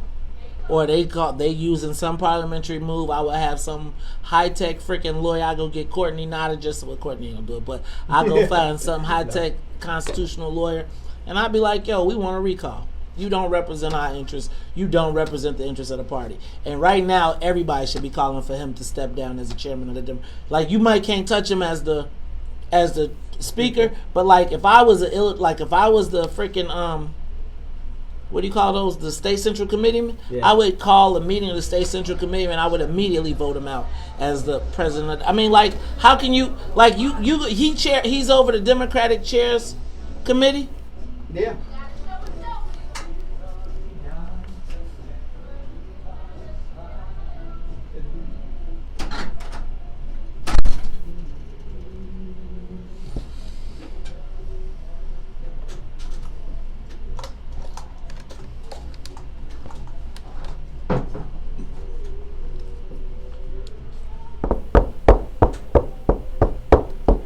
Control.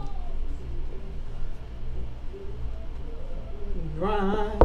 Whoa, show and tell. Just a game I play when I wanna say, girl, I love you. Whoa, show me, tell me, do you feel the same way too? Say you do, baby.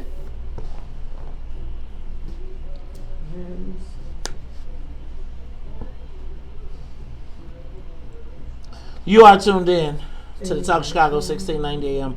I'm your host, Maze Jackson. Got my co-host, Todd Stroger. Todd, okay, so I really don't, I know people think that I just try to be messy, but I really just, it's like these things, you know, Arsenio had a segment that said, things that make you say, Yes.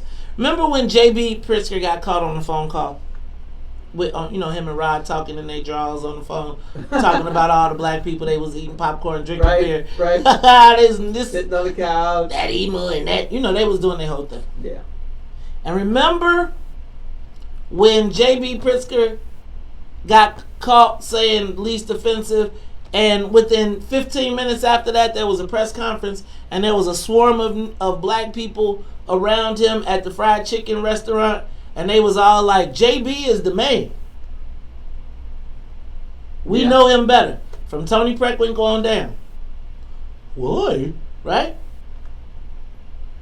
Where's that love for Kim Foxx?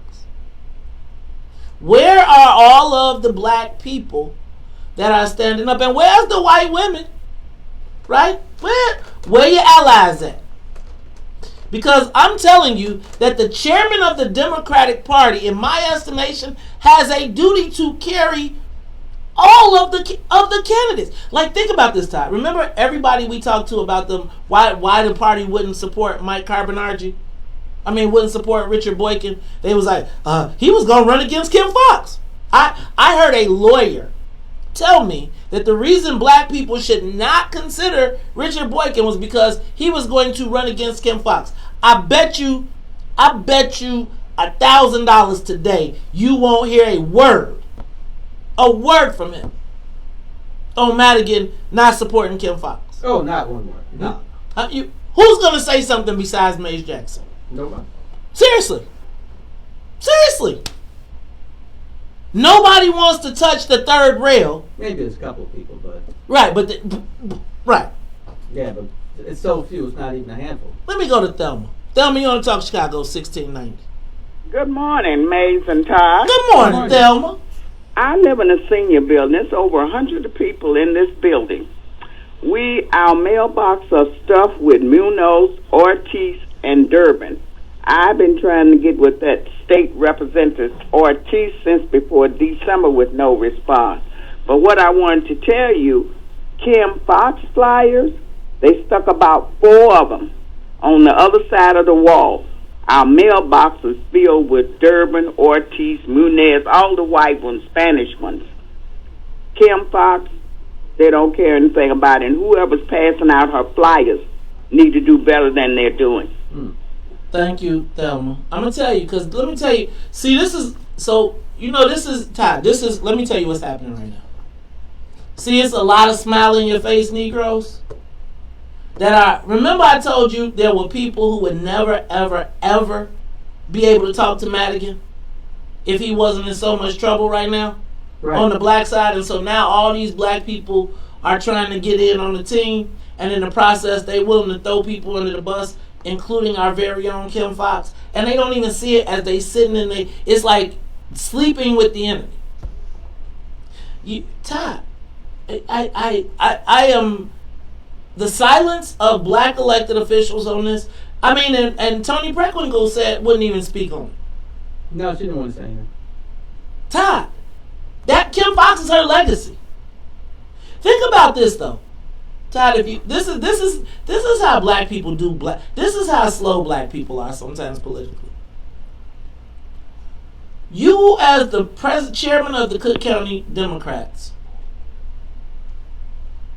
are in control of the mail that is sent to people's homes.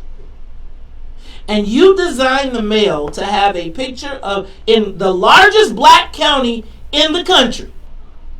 The largest black county in the country, you say you're going to send to black households, White Dick Durbin, and you're not going to feature a picture of the black woman that has reformed criminal justice, has been the face, the same one y'all paraded around when y'all needed somebody for cannabis. Remember all the sisters that was standing up there crying, Todd, when Kim came down for the press conference because they needed to get the votes to push to make black people stand up? And remember how they jammed up black state representatives who were like, nah, we don't want to go for this because we think it needs to be more. And they was like, no, but it's the criminal justice reform piece of it. Right, that's right. That's exactly how they pushed it. But you know what? I think that in the end, I think that Tony Pratt was going to have to say something. For one thing, she's going to be on the show next week. She ain't coming. They're going to push this after. Because, no, you know what she's going to do, though? She's going to be, well, this is what she's going to do. She's going to say, well, it's always been a thing in the party that people don't support everyone. I'm just the person. And it's like, no. It's like, it's bigger than that. It's bigger than that. And it's like the president of the chairman of that's why I was a machine. That's why I was a machine. Everybody knew they had to do their part. When you start doing all this progressive woo-wop the wham, and now what? Well, the machine, as I say, the machine was gone. I agree with that. It's been so long. I mean, I used to go to these meetings and for my dad, sometimes the committeeman meetings, and the speaker never show up. He was like, I don't need. Why do I need to show up? Because I don't got to sit in a room full of these Negroes. I don't got to sit in a room full of these Negroes. I can send a messenger and tell them to give up the most lucrative spot, and guess what they'll do? I don't even got to tell. But it's that same effect. That's why all the Illinois Minotti works. He don't even got to say. It's like he just mentioned it, and everybody run to be the first person to cut their own nose off to be his friend, and he ain't even thinking about you. Right. Let's talk Chicago 1690. I'm taking y'all calls, and we're going to talk about travel insurance. We'll come back. The talk of Chicago and the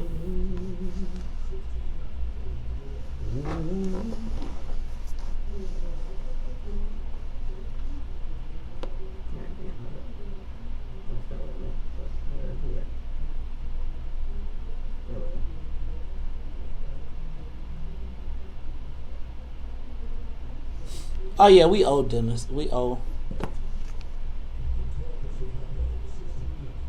Why can't he get through? I gotta figure out how to read this stuff.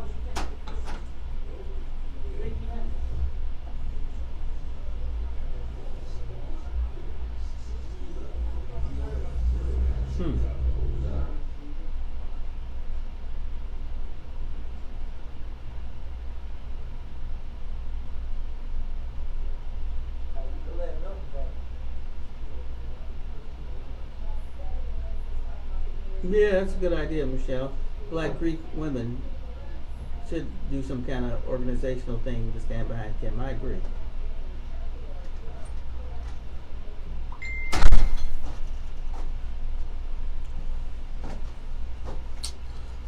Really don't want to talk about travel insurance. But y'all know how that go. It's like they doing the same thing to Kim that they did to Tony. Benign neglect.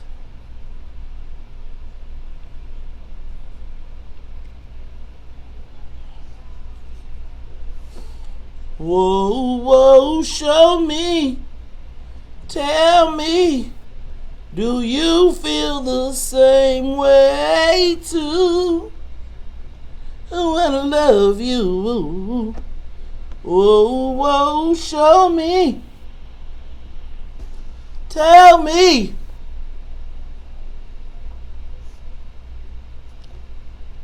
Now I sure hope they don't send somebody to come get me because of this.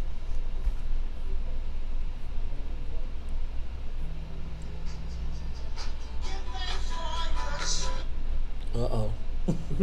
Hey. Oh. Yeah, Todd was just talking to, not Todd, Maze was just talking to Todd about that. Well, it was Ricky. What up, Ricky? We told him to, I told him to clear the line.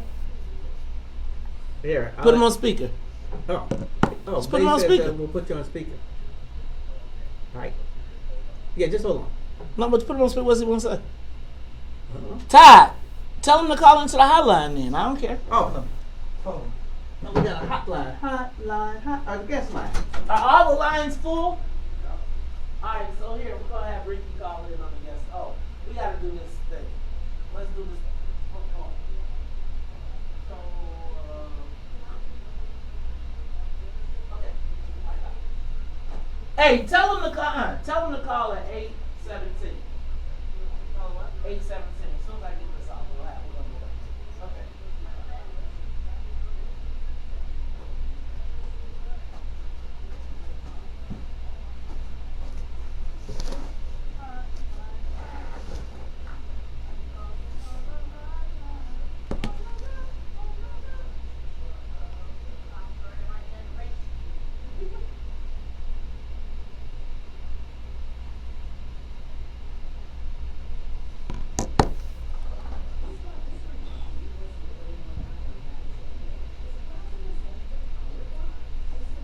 Yeah. I mean, you know, I become frustrated because I feel like all I really want is the best for black people. Like, I do. And I mean, I'm not above being talked to and negotiated with or whatever, but I want you to bring something back. This Kim Fox thing is really bothering me because I feel like we are all... You said 817, right? Yeah. Okay. We're all lulled to sleep. And it's like they get to do this to us, and it's like nobody's going to say nothing. Like, if we didn't talk about this right now, everybody would just look the other way and just let it happen. Seriously. And it's like, this is why sometimes I just feel like I just want to just go make money and say screw the black people. Because it's like there's no response. If there's no response to this, like, how is that possible? How is it possible that you are the chairman of the Democratic Party of Illinois, the whole state, and pull that, know it, and be bold enough to do it and be like, ain't nobody gonna say nothing? Like, I always thought think about this. People paid $50,000 a person to be on the to be slated by a Democratic Party, and they put Dick Durbin on the cover, who ain't gave them shit.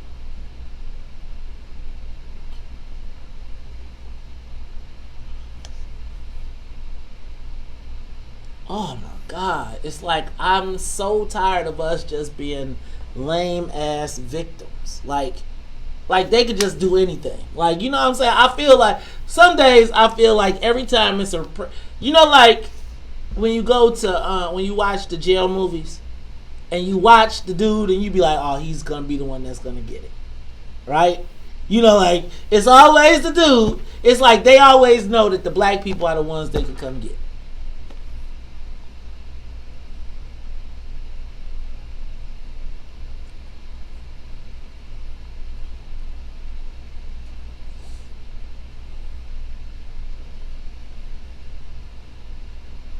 I wanna be safe, Captain Save 'em.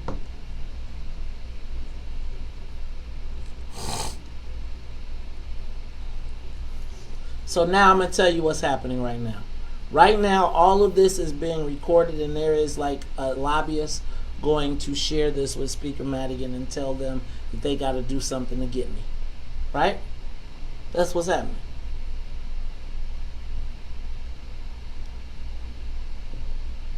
And my thing is,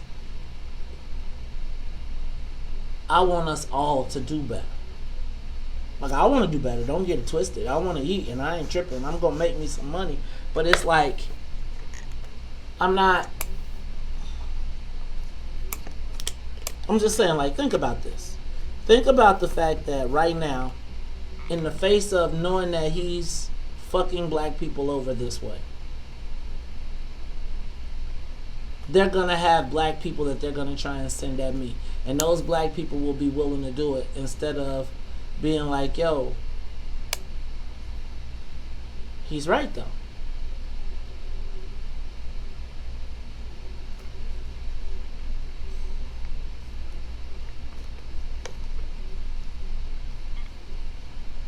I got it, Sean.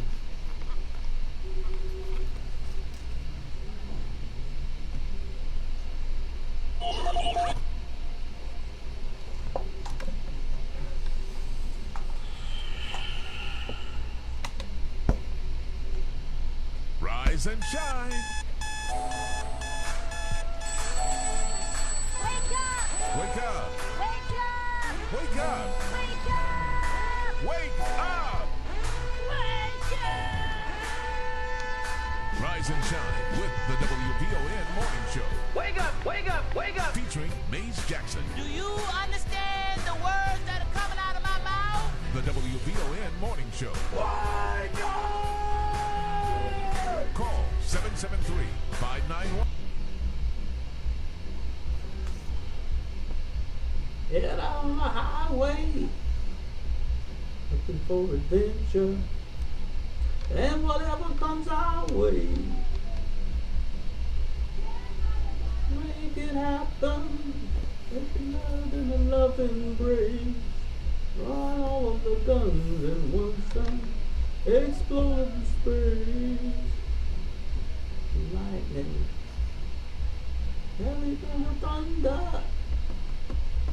And the wind, and the feeling that I'm under. Make it happen. Girl, in a loving embrace. Buy all the guns in one side. Explode in space. And like a true nature's child, we were born to be wild. We can fly so high. I'm never gonna die. You are tuned in to Talk Chicago 1690 AM. I'm your host, Maze Jackson. Come my co-host, Todd Stroger. But Todd, you know how we do at the top of the hour. Gotta say what's up to the rest of the WVON Morning Show team. What's up to Miss Jennifer Thompson in the newsroom, as well as Miss Sonia Escobar. Hey, y'all, I'm feeling some kind of way right now. I'm not gonna lie. I'm tired of us being black victims. Black lollipops, black victims. I'm tired of people raining on us, peeing on us, acting like it's rain. Mm-hmm. I know that right now, and we got a guest, so I'm gonna go to the guest in a hot second. But I know right now, right, there will be the Madagoons will be upset. They will be like, "Who is this little Negro over here talking?" And y'all better, and somebody got to get the Negro. And I'm just saying this: can we see that they're not for us collectively? Like collectively. They always telling us what they don't want us to do. But we watch as they make white folks richer and richer, and they friends and they allies, and they still send people for us. Wouldn't it be great for the rabbit to have a gun? Mm-hmm. Wouldn't it be great for the white guys one time to know that they couldn't call black people to come get black people, and the black people said, "You might need to be worried yourself." What I told you about blunting your own sword. So that when a moment like this comes, everybody has to be quiet when we know that what they're trying to do. Now, y'all, you know what? I've been talking about the coronavirus. I've been nervous. I've been concerned. But not only have I been nervous and concerned, Todd, I was planning for my spring break, right? And as I was planning for my spring break, you know, when I go on my travel site, they always say, "Would you like to buy travel insurance?" And I'd be like, "Man, please, I ain't buying no. That's a trick of the devil." Like y'all around here, because you buy travel insurance, and you had one of them $700 flights, and then it turned into $1,700. Well, not $1,700 because it's not that expensive, yeah. But with the coronavirus and so many vacations scheduled, we wanted to talk a little bit about how does the travel insurance work. And here to talk to us is Javon Harley from Advantage International. Javon, how are you today? I am fantastic. How are you? I'm all right. So, Javon, break it down to us. Help us understand travel insurance and how it works, especially with the coronavirus and people planning trips. Well, specifically for the coronavirus, travel insurance is not going to protect you in the event that you want to cancel because there's an outbreak or because there's a fear of outbreak or you're just not comfortable with traveling. There are a list of covered reasons when you buy travel insurance, and an illness or an outbreak is not one of those covered reasons. A covered medical reason is if you yourself get sick, you or somebody in your immediate family, and it renders you unavailable to travel. So not even if you're just sick, you have to have visited a doctor, and the doctor has to say that you are not able to travel. So with travel insurance, there's a list of covered reasons, unless you get canceled for any reason. And with that, understand that you're going to pay anywhere from 40 to 50% more for a policy that allows you to cancel for any reason. And you don't get 100% that you paid back. You get about 75% back. So it's very important to understand and to know, and when you buy insurance, to look at the list of covered reasons. Okay, so what do we need to know when traveling over the next few months? Well, the only thing you really can do is be mindful and wash your hands. Washing your hands can reduce germs by up to like 60%, and yet there's so many people that don't wash their hands. So washing your hands frequently, and making sure that you're healthy, having a strong immune system, because those with compromised immune systems are also vulnerable to catching any virus or disease. Okay, and so talk to me about insurance. What kind of insurance do you buy, and what should we be looking for if we're planning on buying a trip in the next few months? What kind of insurance should we be looking for? Well, you should get insurance, even though it's not going to cover you specifically for that. You still should get insurance, because a good travel insurance policy is not just going to cover you for cancellation. Think of medical emergencies. Think of medical evacuation. I just came back from a trip to Fiji, and some of the islands that we visited were very remote. A traveler tripped and fell and needed medical assistance, emergency medical assistance, and had to take a helicopter to the main island to get that assistance. That helicopter cost $20,000, but because she had travel insurance that covered medical evacuation and transportation, that was covered. So it's very important to get travel insurance. It's really only going to cost you about 6 to 7% of what you pay for your package. So for that reason, because it covers for cancellation, trip interruption, trip delay, baggage insurance, all of those things, it's very important to get it. Okay. So Javon, and with everything going on, how is that trip coming to South Africa? We are still going to South Africa. As of today, there are no reported cases in South Africa.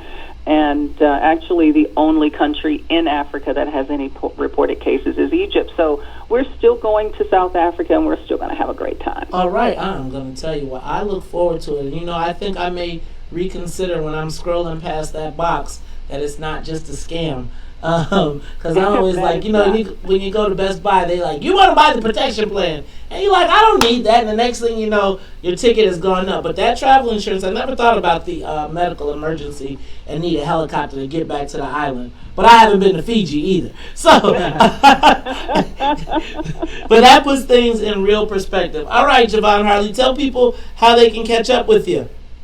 Advantage-intl.com. All right, that is Javon Harley. She is of Advantage International Travel, advising you to get travel insurance before you go on that next trip. And remember, just because there's been coronavirus doesn't mean that your travel insurance will cover it. Hey, y'all, when we come back, we'll continue our conversation regarding what happens when the chairman of the Democratic Party of Illinois doesn't like black Democrats. We'll talk about it.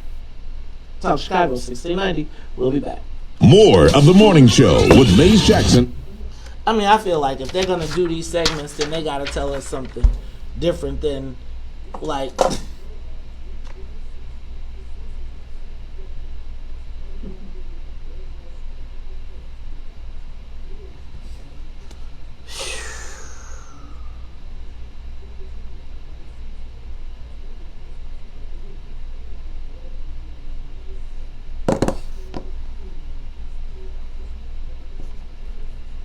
That was a drag.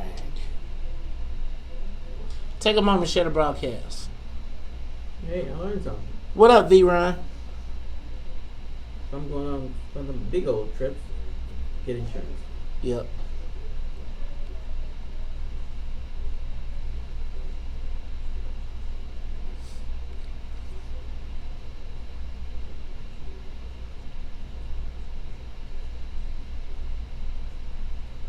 Take a moment, share the broadcast, baby.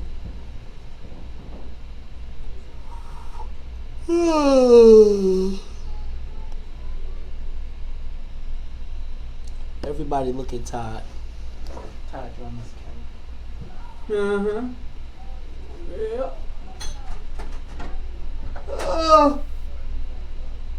Let's see what's going on. I'm trying to think. Willie Wilson is running as a Republican? An independent. Mays is talking about Willie Wilson running, but he's running as an independent. So there will be a Republican candidate, Willie Wilson as the independent, and Dick Durbin as the Democrat over there. so there's a great fear about Willie Wilson in the Democratic camp that he might siphon off votes where Durbin won't be able to win. Durbin's got no candidate. Nobody running against him. He will. Not now. Because Willie's not running now. There's a Republican candidate for Senate? There will be. Willie won't have to turn his nominating petitions in until June or something, I believe. Because he's an independent. Ooh. Yeah. Yeah, don't know who the... maybe it'll be Overweiss or something. He always running. Oberweiss is running for Lauren Underwood's seat. No. Old Overweiss? There's a young Overweiss? Yeah. Isn't his son state senator or something? You sure? What's going on? What's going on? I'll tell you what's going on. Oh. Right on.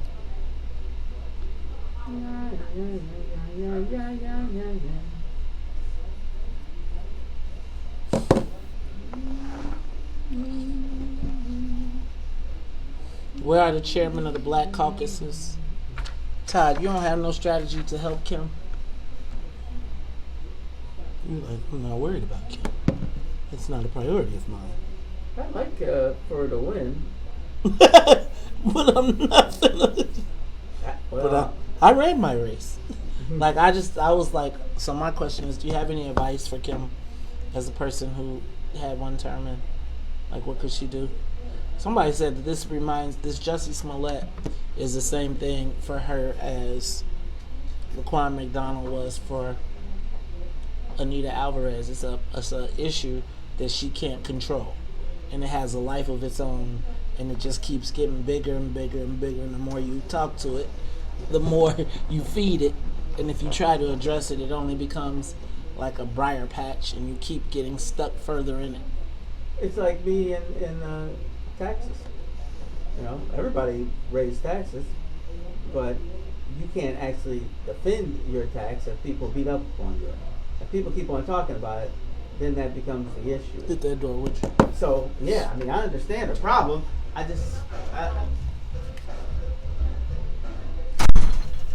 It's hard to get out of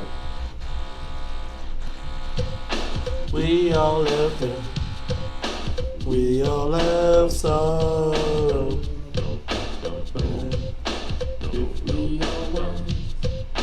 We know that there's always tomorrow. Lean on me when you're not strong, and I'll be your friend. I'll help you carry on, for it won't be long till I'm gonna need somebody to lean on. Swallow your pride. Roll, boom, boom, dum, boom. Boom, dum, dum, dum. Boom, boom, boom, boom. Boom, boom, boom, boom. Lean on me when you're not strong, when you're not, and I'll be your friend. I'll be your friend. I'll help you carry on, lean on, for it won't be long till I'm gonna need somebody to lean on. You are tuned in to the Talk Chicago 1690 AM. I'm your host, Maze Jackson. Got my co-host, Todd. Stroger. Todd, I don't know how to, I know how to interpret it, but I don't know what to do, man. I mean, I don't know what to do about black people, because we are the most easily disrespected people. And they can do it in our face. It's like, I feel like, I'll be ready to fight.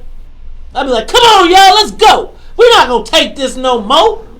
And then the black folks, and I'll be like, let's go. And then I turn around and there's a bunch of spears in my back from the black people. There's the problem. We don't know when to coalesce. We have this strange feeling that if it ain't Moses, then we shouldn't gather around, or Jesus. So, why is there more value in teaming up with the white folks than the black folks? Because the white folks got all the money. You answered your own question. Yeah, okay. Yes, that's exactly so, right. but if we team up with them and make them money, and we don't make ourselves money, then what happens to us? We always got to stay victims. I'm just tired of I'm tired of us having to be fearful of white folks. I am. I feel like the white folks should be like, I don't want no problems with them Negroes over there. I feel like the people that they send, they should send them to us with bearing gifts. They should be like, we are going to give you Chicago State University, and you all have $88 million worth of contracts you can share at Chicago State? I don't want to make it sound too simple, but it's that old thing where, you know, they say, you know, give me a pencil, and they break it, and they say, you know, give me 10 pencils, and they can't break them.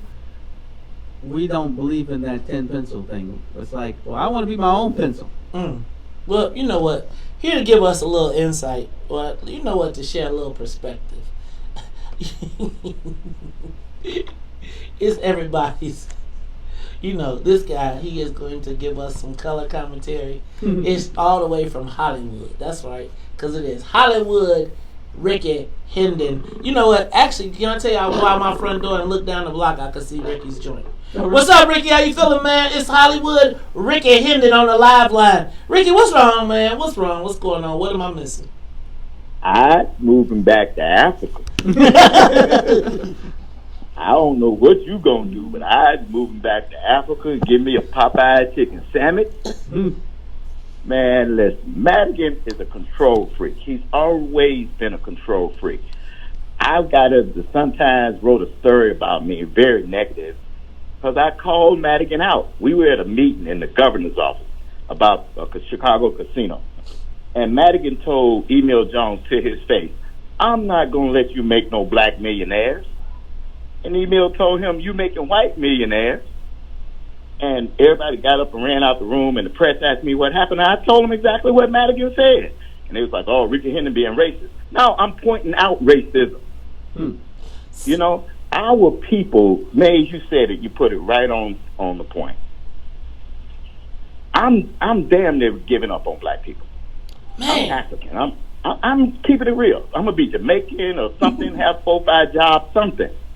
Because we are sick. And here's our illness, and people like to say, oh, the slavery was 400 years ago. No, we're still suffering from mental health problems because of what was done to us.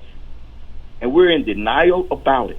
We were raised to hate each other, to stab each other, to rape each other, to be under the white man. And I saw a movie the other day, and they always had this black dude with the whip, whipping us for the white man. And that's still going on. Madigan didn't just dump Kim Fox. He dumped Kim Dubois. Kim Dubois too. Man. Yes. I said Kim Dubois. Right. The 2 black women, he kicked them off. Kicked the 2 black women off. And then all the black reps, and Todd, you know I love you, but all the black reps always voted for Madigan. Every time. But Ricky, here's what I'm saying. Like, I'm saying Madigan got all of these black state representatives and state legislators that are, like, where are they right now? Like, why aren't they, you know, my man Sean Howard says that Bishop Trotter is having a press conference on Sunday calling all black women to get together to stand up and tell them don't listen to Madigan.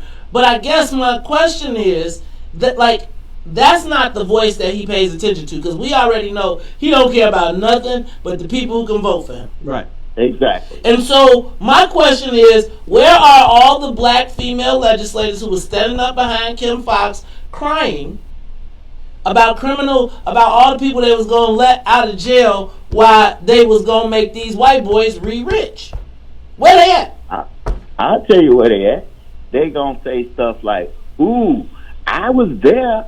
I was just, doing my thing in the background. You know what I'm saying? These background singers. You know what I'm saying? They always say that. Oh, I was there. I just do my thing a little different. Oh, I spoke to the speaker privately.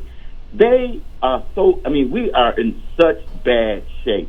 Mays, Todd, we are in such bad shape. I pray to God for our people. But I think God don't even say it. You know what? I'm tired of y'all ends. I'm sick of y'all ends. Don't call me no more. I done told y'all what to do. Stand up! Jesus gave up on us, man.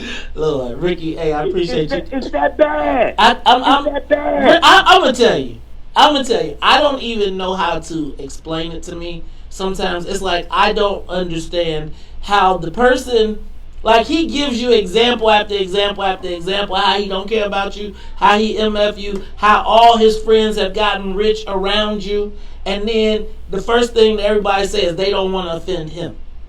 I think you Right. you hit it They on the head, said Mace. We need we to. are Hold on, Ricky. Hold on, Ricky. Hold on. Go ahead, Todd. I think you're right. The senators and the reps need to gather together and say, you know what, JB, we are going to be the shot callers at Chicago State. These are the people we want. These are the contracts we want to see go to black people. You got to start somewhere, and you got to have something to work from. Well, I think we got to get something. Ricky, I'm gonna let you go ahead and get a last minute in real quick before we go to break. All right, I'm just saying that. Look, we are a lost race of people. Even the ones who trying to get reparations. I get so sick of Negroes. Willie Wilson, he the only one spending his money to try to get us reparations, and ADOSs be kicking his butt. That's our problem. That's why I'm doing my own thing. And I don't care what nobody think of me, cause black folks done lost our way. We're a disgrace to our race. Oh, Ricky, I'm gonna let you go because I said I was gonna turn into the Black Darth Vader next year. The only thing stopping me this year was Kim Fox. Because if it wasn't for Kim Fox, for the coronavirus, I'd be on my way to Africa right now. All right, y'all, we'll be back after traffic, news, and the weather.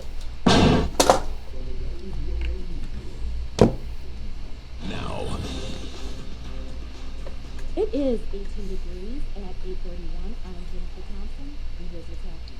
So now, don't come try to tie my hands. Go tell them crackers what they got to do to get it right. See? Now, here's what's going to happen. There's two ways this is going to work out. Somebody going to say, let that be, and we need to tell him to be cool, or it's going to be, no, y'all need to get y'all shit right.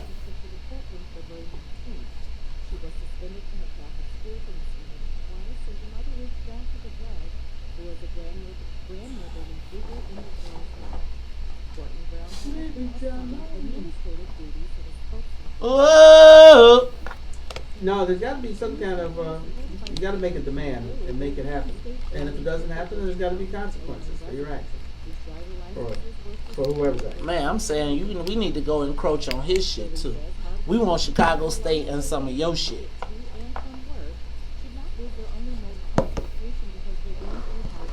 But just call me when you need a friend.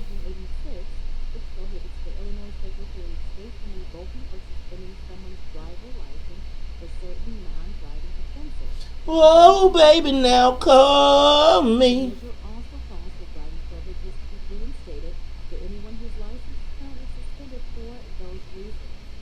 Whoa, whoa.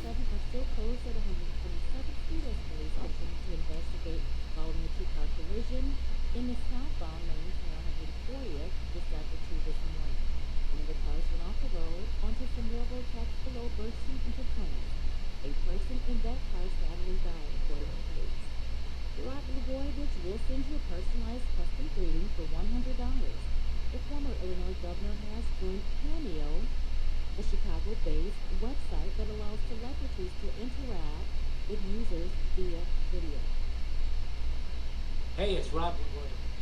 I'm very excited to connect with you on Cameo.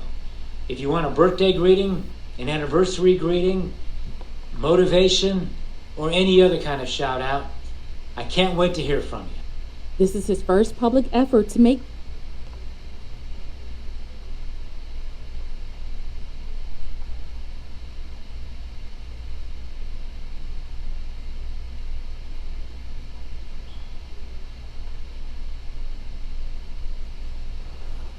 I'll be right back. Todd, you get the camera.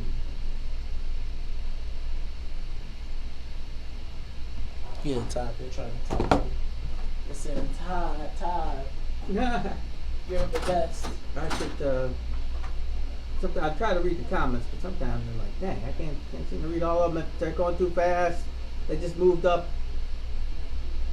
I need to go back. I gotta go back.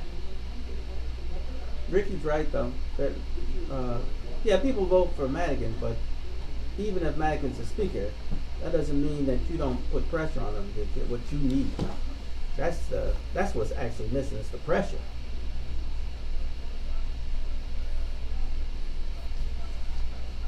Everything ain't hunky-dory. It's funny, people think that if they, because we deal so much in social services, I think a lot of the reps and senators feel like if they don't bring back that social service money then people will vote them out. But if they're fighting for a greater good, even if they are fighting for a greater good, I personally don't think that that spigot would be cut off. They got to fight for something big and make it happen. I mean, and this is the time to do it. What made it easy with Blagojevich was, all the Democrats were in charge. So now you got all Democrats in charge. The governor doesn't have any reason to tell you no. And I think we all know the governor wants to be something bigger than he is today. He's the guy you put the pressure on. I think the speaker is not getting in your way, or he's not going to try to get in your way. And if he does, you got you do have things to fight with. You just got to be willing to fight and use it.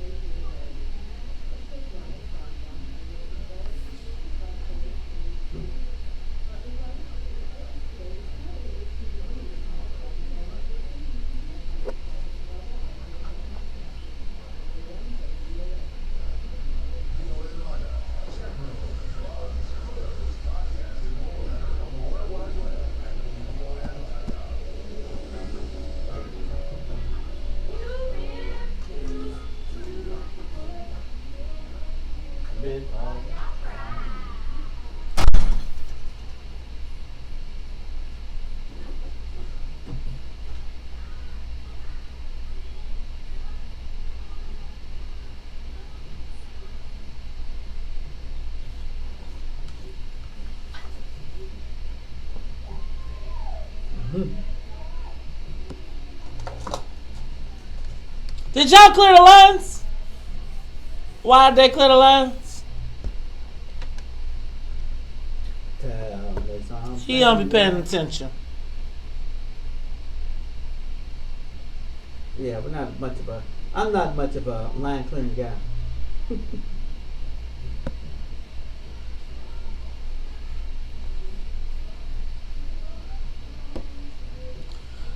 You are tuned in to the Talk Chicago 1690 AM. I'm your host, Maze Jackson. Got my co-host, Todd Stroger. I'm going to tell you something good. What happened to my phone calls?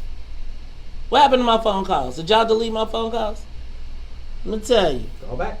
Y'all better call back 312-374-8130. I want you to tell me something good. Tell me something good is what we going to do to work around Speaker Madigan and the white guys that are plotting to take down Kim Foxx. Tell me a good plan on how we could do that. What can we do, Todd? Well, I think we got a short amount of time. Got to get more groups together. So how about to make noise, like the Panhandle, and I think it'd be better if each group did their own thing, and promoted it. All the Greeks, and we got. I think you could do the Greeks, the Masons. You could do the ex-offenders. You could do. I think there's plenty of groups, neighborhood organizations, but I think it needs to be coordinated, Todd. That's the problem. You got everybody doing their own thing, stepping on everybody's stuff. Now, if everybody took their neighborhood, right, or took the area in their sphere of influence and said, we are going to work together to turn out. Like, have you asked your friends to send emails? Have you volunteered to phone bank? See, my thing is... Not said that. That reminded me. One of the greatest strategies I thought that the speaker ever had was... Friends and family. Hey, man, don't be taking my thunder. Okay, go ahead. Mace is absolutely correct. It's friends and family. And that's where you take a postcard and you mail it to your family and say, look, man, I need you to go out and vote on the 17th for Kim Foxx. Right. I think we should have a volunteer organization that should go to the 13th Ward and cover their precincts. Like, I think there needs to be white allies that are willing to go into the belly of the beast and pass out Kim Foxx stuff. I also want to tell you all that the What's in It for the Black People palm card will be out on Monday. And can I tell you, Kim Fox is going to be endorsed, as well as Richard Boykin, as well as P. Scott Neville. Now, those are the 3 key. Plus, we got the judges. Plus, we got the MWRD. I want to make sure we're clear that that I don't know if Toni Preckwinkle was able to protect her candidates, because Kim Fox is her legacy. Kim Dubuclet is her candidate. She is. Todd. Neither of her. So, what does that say about boss to boss? That means that Toni Preckwinkle not really a boss. Because could you imagine? I bet you Toni Preckwinkle is carrying Mike Carbonargi. Like, no, I'm saying immediately everybody should remove Mike Carbonargi. Everybody. He should. I mean, they should. It should be a price. And it's like, don't tell me you like him. He's a cool guy. Screw him. Kim is a great person. Take it off. Make him go holler. Make him say, look what you're doing to me. No, you're absolutely right. There's got to be some kind of quid pro quo. Oh, how about a kick po ass? Like I say, you're just a lollipop. If you don't fight back, they will always step on you. Well, you know, I think that there won't be a person. Okay, everybody. Shh. Okay, Sonya. Shh. Everybody. Shh. That is exactly what we're going to hear from Black Democrats. Like, have you seen a Facebook post from anybody calling in the speaker to stand? Has anybody reached out to tell the speaker he needs to stand with Kim Fox? See, my thing is, and here's the thing. Don't be mad at me for pointing out that they don't love you. They don't. They prove it to us. Let me go to call line number 3. Line 3, you don't talk Chicago 1690. Good morning, Maze. I love you so much. Uh-oh. I just want to say this. I was at the 4th Ward yesterday, and Kim Fox was there. I got several of her pliers. I'm going to put one in my car, one in my window, and ask my neighbor downstairs for one in the window, too. Also, I was wondering if your callers are listening. Can they call in to you and let them know they would like to be on the phone bank for Kim Fox? I'm doing the best I can, but I can call on the phone. You can? I'm in the 17th Ward. I haven't got nothing from him. I'm going to call him and find out what's going on. Okay. So, if they can call in, give their name and maybe phone number, and you can get us a bank of us together, people like me, I love you dearly. And Kim, I'm glad she was at the 4th Ward yesterday, and a lot of seniors were there, and they were excited about it. So this is what we got to do. We got to set up some places and some camps and some locations where people can meet up, and if they want to work and help on Kim Fox, then we help. We might have to make our own organization. Ty, we might have to have our own ward-based organization. Start asking people if they can pay, if we can get a location, get some numbers. See, but you know, we don't even got the phone back. See, if the speaker was on the team, you know what they could do? We wouldn't even have to ask people to come out. You know what they could do, Todd? They can send you a list of numbers, and you can call from your home on your own cell phone, and they'll dial for you. Right. And you just pick up the phone, and it says, hi, and you do the script, the whole thing. And you push 1, and then it goes into the phone bank. But see, remember I told you they hide all the good tools from us? Yeah. And they have you go populate the database so that then when you going out getting all the information, so then they can take that information and mail to you against you. I think the smartest thing Jesse Jr. ever did was creating his own war room. Man, that war room was off the chain. And when he did that, they was like, you got to go. All right, because I'm saying he really was taking his piece. Let me go to Nelly. Nelly, you on your Talk Chicago. Hey, Nelly's comment said we need our own cards. Let me just let you know on Monday, the What's in It for the Black People voter guide will be available. We will have palm cards available if you want to pick them up and pass them out at locations. See, my thing is we should all cover our own precincts. Like if everybody covered their polling place for 2 hours and passed out flyers for Kim Fox at their polling place at the peak times, we wouldn't even need the rest of them to do it. I've always said that if you took 4 hours out of your month and worked with a group to do something, man, that's a ton of time. Doesn't this seem like he stole this from me? Didn't I say 1 hour? No, you actually stole that from me. I said that before I was on the show, and then one day you started saying it, but I like you too much to say you stole it. So I had to say that. Whatever. All right, let me go to Tommy. Tommy on Talk Chicago. Well, first of all, let me say, hey, Maze, and hey, Todd. Hey, Tommy. Hey, A Tommy. response to your previous segment with Mr. Hendon and saying that God has given up on us. How do we know that God has not given up on us? Because we have a Melody Span Cooper, we have a Todd Stroger, we have a Maze Jackson, we have a Kim, we have a Matt, we have a Perry Small, we have a radio speaking which is called WVON, the Talk of Chicago. How do you know that God has not given up on us? Because we do have Kim Fox. We have the ability and the understanding to go forth if we choose to do so. But if we don't, then I just want to simply take this opportunity to say I thank God for the moment in time that I understood that my understanding was not what it should be, and to get involved and to make a decision. And that decision was, which way would I go? And the way that I'm going to go is to believe in that which is yet to come, because there must be a generation of black people who will stand up, who will change this plight, and then we all can cry out, free at last, thank God Almighty, we are free at last. If not, how damn dumb can you be? Thanks, Tommy. Hey, let's go to Lisa. Lisa, you're on the Talk of Chicago. Tell me something good. How can we save Kim Fox from these white folks working against her? Well, you know what? Yeah, thank you, Mace. I think that we have to do exactly what the Republicans just did for Trump, back our person. And not just black people, but everyone who knows that she really does deserve a chance to prove who she is and what she can do. So, yeah, vote for her anyway. Thank you, Lisa. I appreciate you. Look, y'all, I think I got time. I'm going to squeeze one more in. Willie, you got 50 seconds to do it. Okay, man, we need to do it. Here's what's something good. We need to do what we did last time when we swept Kim into office. We need to be very loud and boisterous about electing her. We were elected for 16 shots. March 16th is the last day of early voting. Every activist across the city that understands what we fought for to get Kim Fox in, we all need to galvanize in one spot, have a big rally, and take all of our peoples to the polls to demonstrate on the last day of early voting that we are going to retain Kim Fox. Okay, hey, that is Willie Preston. 16 shots, March 16th is last day early voting. Let's seal the deal before Election Day. Man, I'm going to tell you.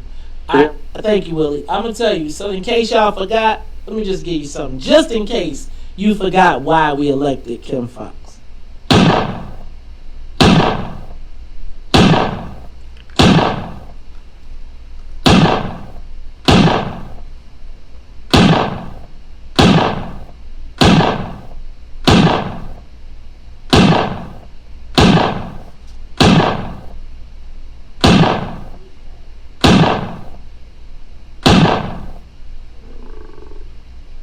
Never forget. More of the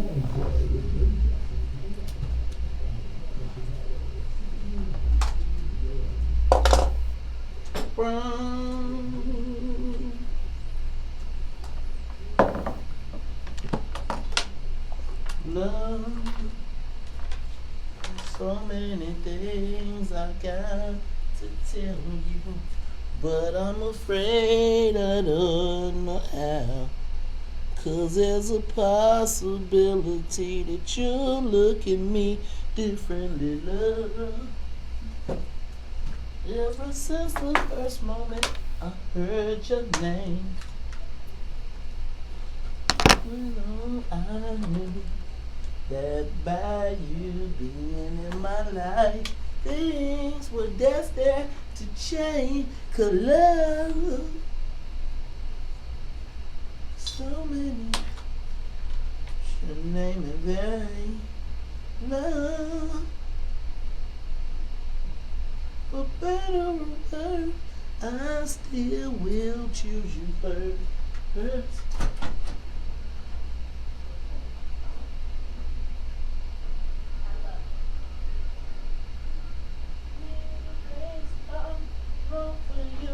Wanting you, longing for the chance to get to know you. How much time I got?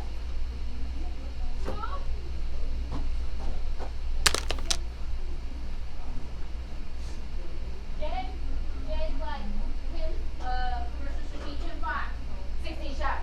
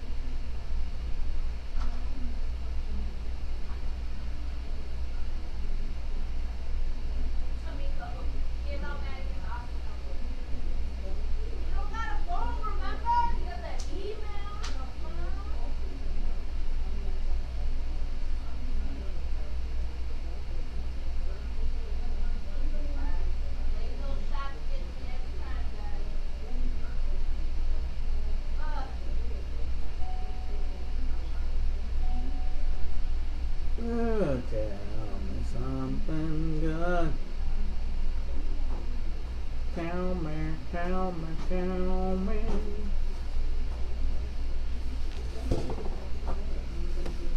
That's it.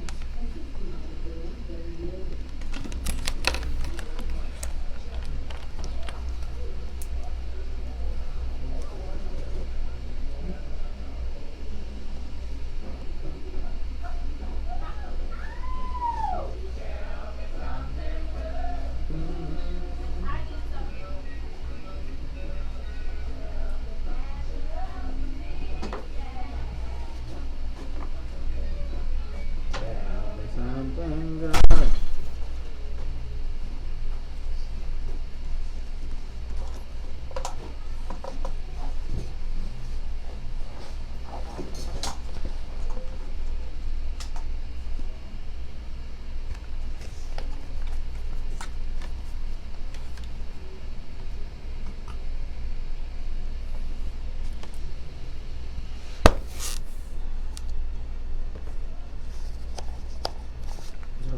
Bye.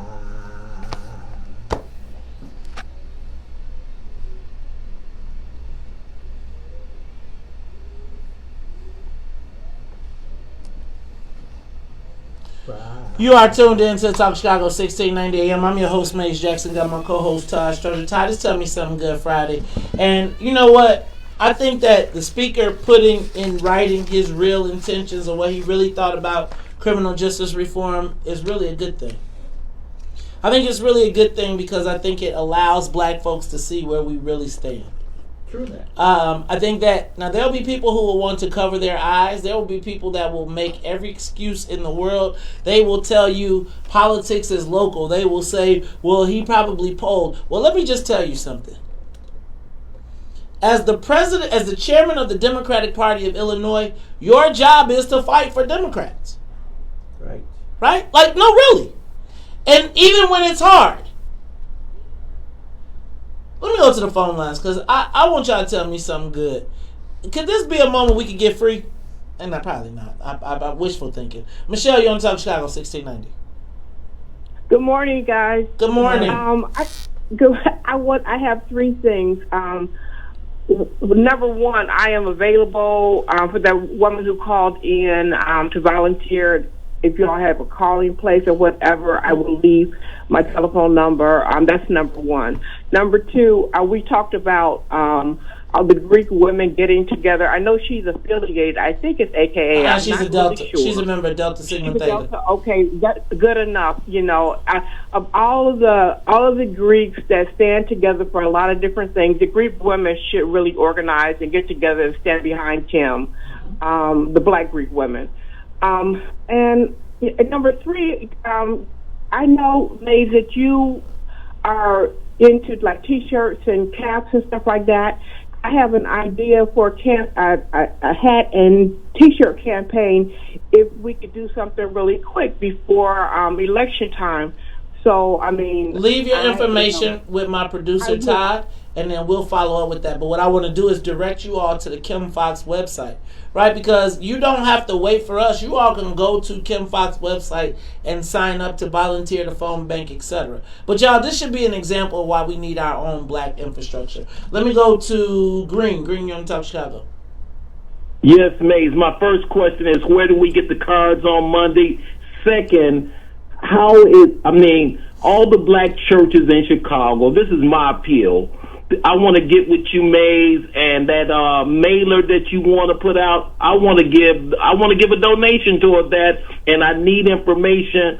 Sometime on Friday, by the time the evening get here and I get through dealing with the grandkids, my brain is dead, and I forget about what's in it for the black folks meeting. But I need a place to. We need to be reminded all the time how to make contact with you and give that financial donation to that mailer program that you want to do, because you are there for us, and we just need to know how to organize, how to get things done. And I would love to be an ambassador to all the black churches in Chicago. Oh, Green, we need you. We need you for that. We need that. I'm going to tell you what we need. We need a team of people that can go to churches. Not only go in, but be on the outside and make sure they hit all the cards. Like, y'all, we may have to pick this thing up and do it ourselves.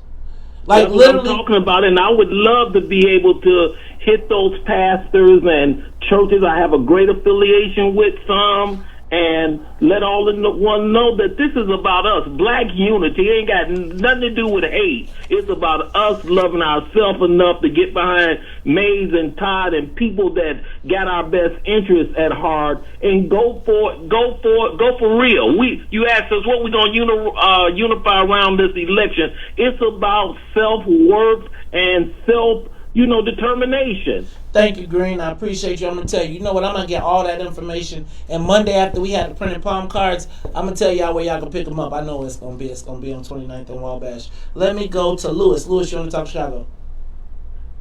Good morning, Mays. Good morning, Todd. Good morning, Lewis. Hey, I don't want to say nothing negative about nothing, and I hear everything that our people are doing, and I agree with everything that they saying and everything they doing and everything you say and everything you do.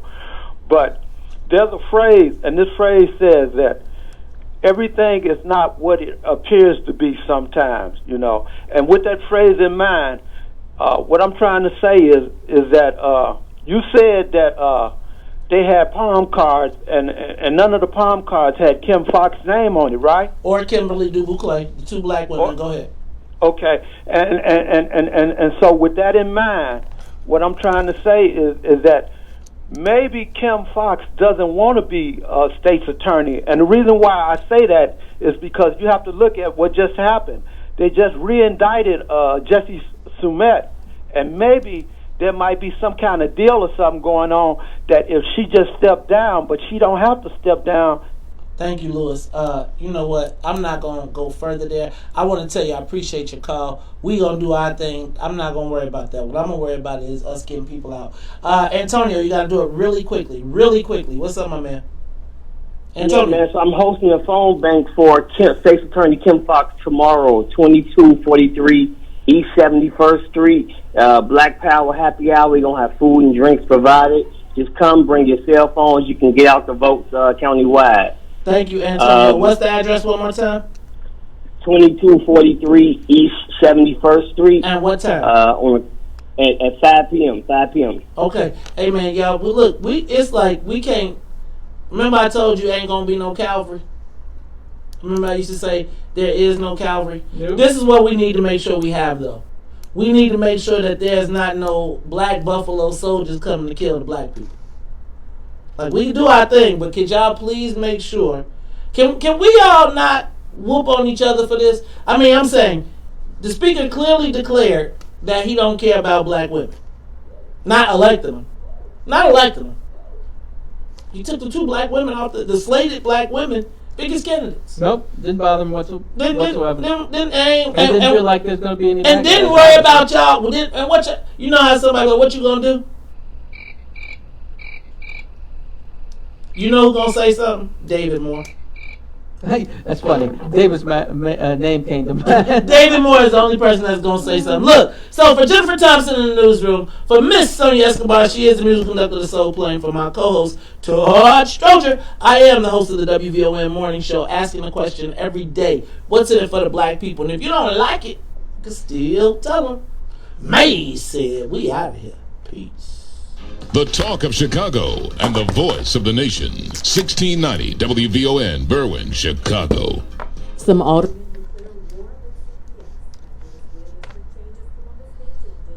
Peace.